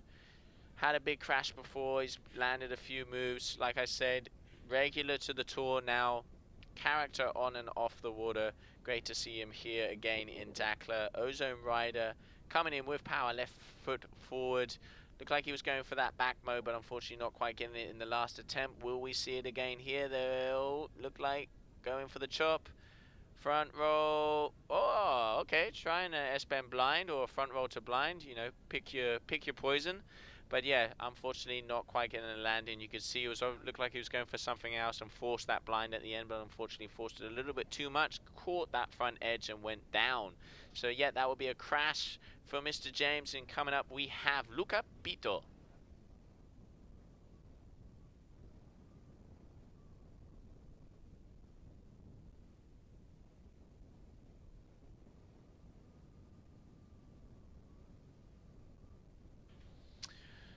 Luca really does take his time to go out. He's obviously looking for a left foot forward. You can see just getting cool and collected. It's always good in gusty conditions to come in with a lot of distance because you can really time the gusts and choose your location. Important. These are important moments of the heat. You want to make everything count. Swooping that core kite around. Oh, going switch stance. Chromo 5.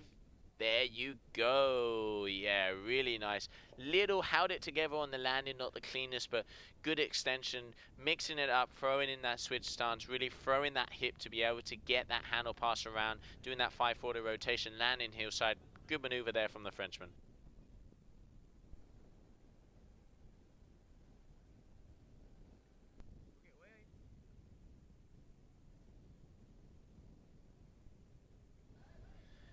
And there we have on the back coming in, we have Nico Dalmas currently leading this heat, 25.33, very close to his countryman, 24.25. He got a 5.25 Luca Pitov for that last maneuver. So only Nico is only leading by 1.08 of a point. This will be his 6th trick attempt. So still, anything can happen in this heat. You know, obviously the winner goes through to the first round, the losers go into the second round. So, you know, big difference to actually be able to skip a whole round when it comes to tiredness. And here we go. Hinterberger 5. Looked like he got caught a little bit by the chop on the takeoff there, so didn't get the height that he wanted. Kept it together well. Fluid through the rotation, comes down with enough power, landing at 540. So that back roll with that 540. Nico actually has one of the nicest Hinterbergers out there. I'm not a big fan of this move because unless you perform it correctly, which is doing that full extended rayleigh, then the rotation, then the handle passes, it's not my favorite, but he does do it really nicely. Solid score for him for that one, a 6.0. So there you go. Judges really taking into account the style and the quality of that move.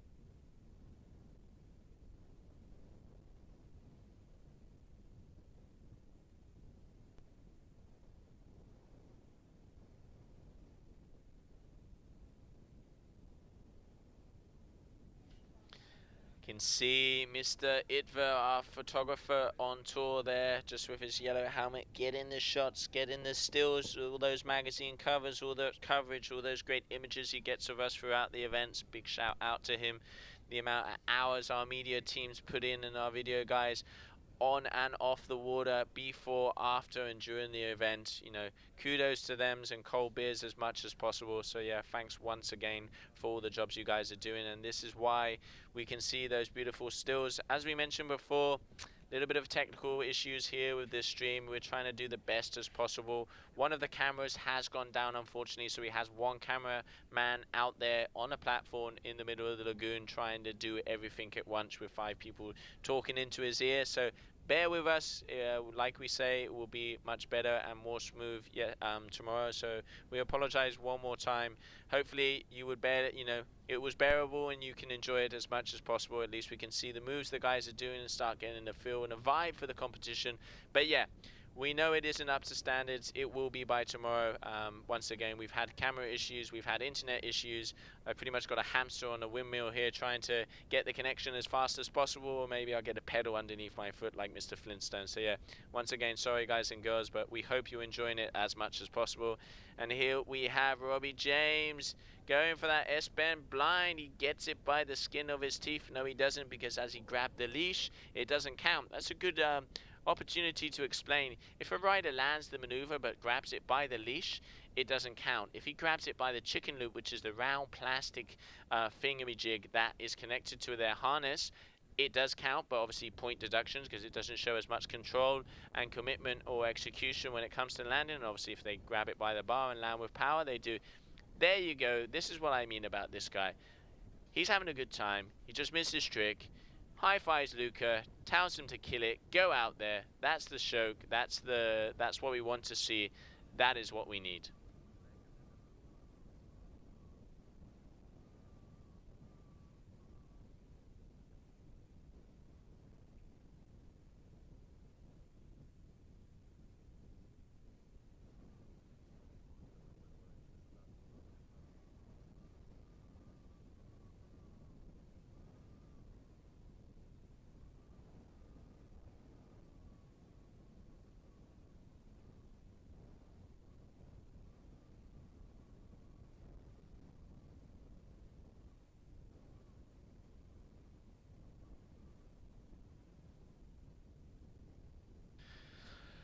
Unfortunately there, Luca didn't quite make that. There, Nico going big, but unfortunately also not getting the maneuver that he wanted to. Looks like he got a gust through the center of that trick and getting out of control. A bit wobbly, keeping it together, landing on his feet, but obviously not the maneuver he wanted to. Still, he is in first position by 1.28 over Luca Piton. But that is it. So 1, 2, 3, 4, 5, 6, 7 tricks in the bag. So that will be the end of this heat. So Nico Delmas taking the win with a 2.5.53 and Luca Piton with a 2.4.25. Great riding there from Robbie James from Busetta, local boy. Good to see the guys out there. Unfortunately, third and fourth position for them, but still you can see French contingency. The French throwdown goes to Nico Delmas. Solid riding from here, so he will be going through to round 1, and the rest of the riders will have to battle it out in round 2 to continue in this competition, which I'm sure they will. So coming up next in heat number 8, we will have Modric, Jonas Modwit, and our current World Tour leader, Adeuri Coniel. Sorry, I'm thinking of his brother. Adeuri Coniel in first position.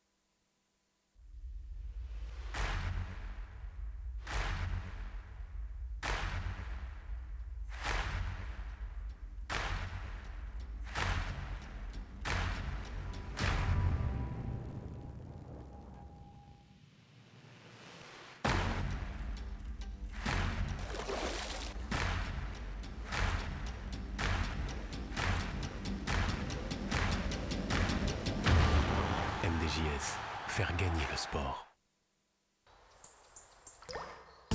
Yeah, man, I'm a natural.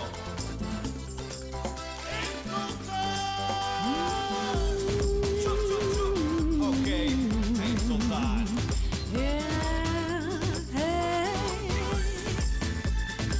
Original. Papi, beef.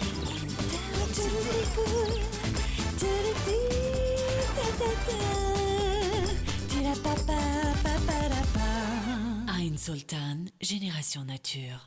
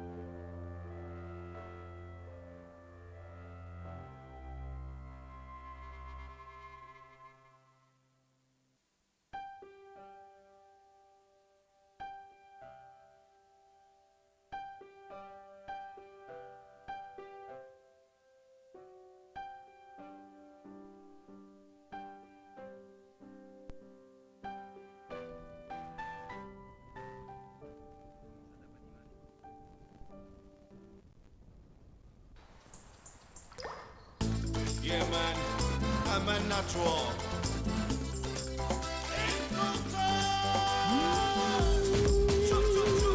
Okay, I'm Sultan.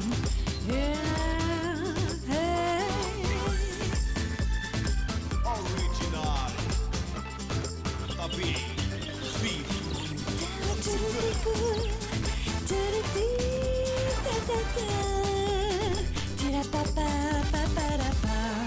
Ain Sultan, Génération Nature.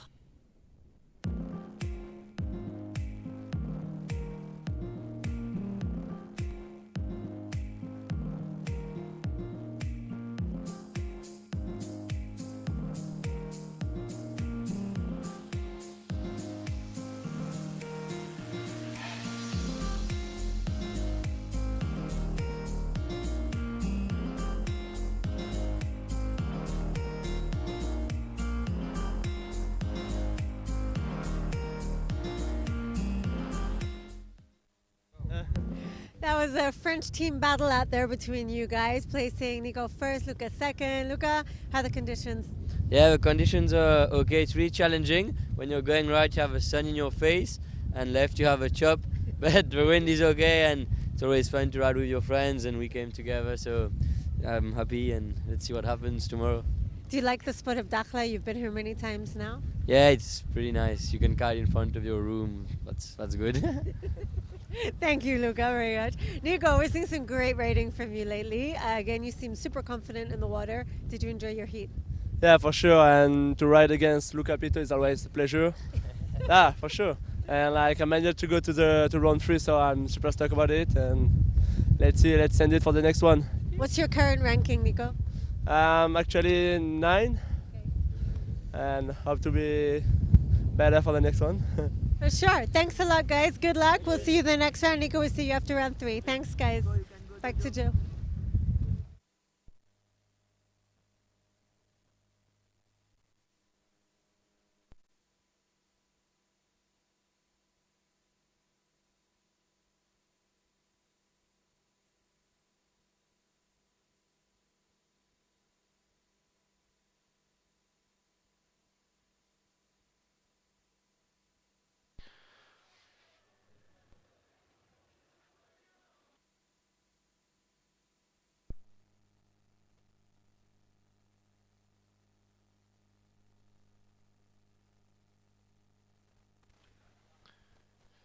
Great to see the riders of that heat there. Heat number 7, we could see Pito and the boys very happy about what was happening in their heat. They had a solid heat there, both Nico and Pito.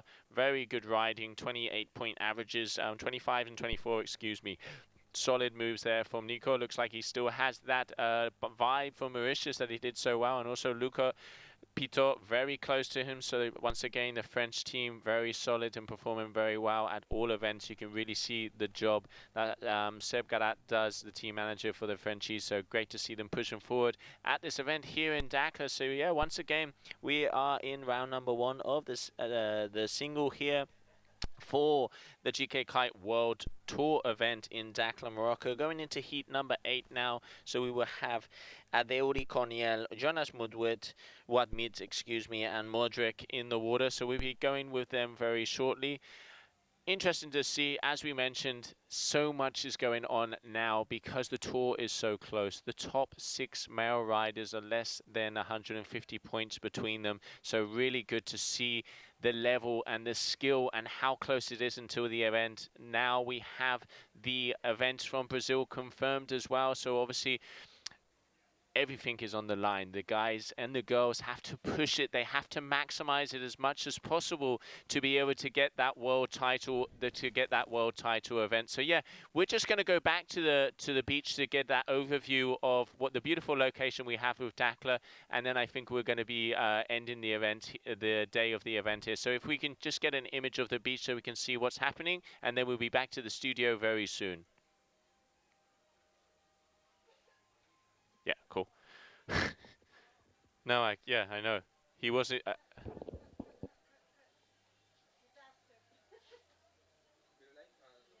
You don't want to say technical. I'm really sorry. We've had technical issues. Unfortunately, we're going to have to miss that heat number 8, and we ended, or you just want to cut?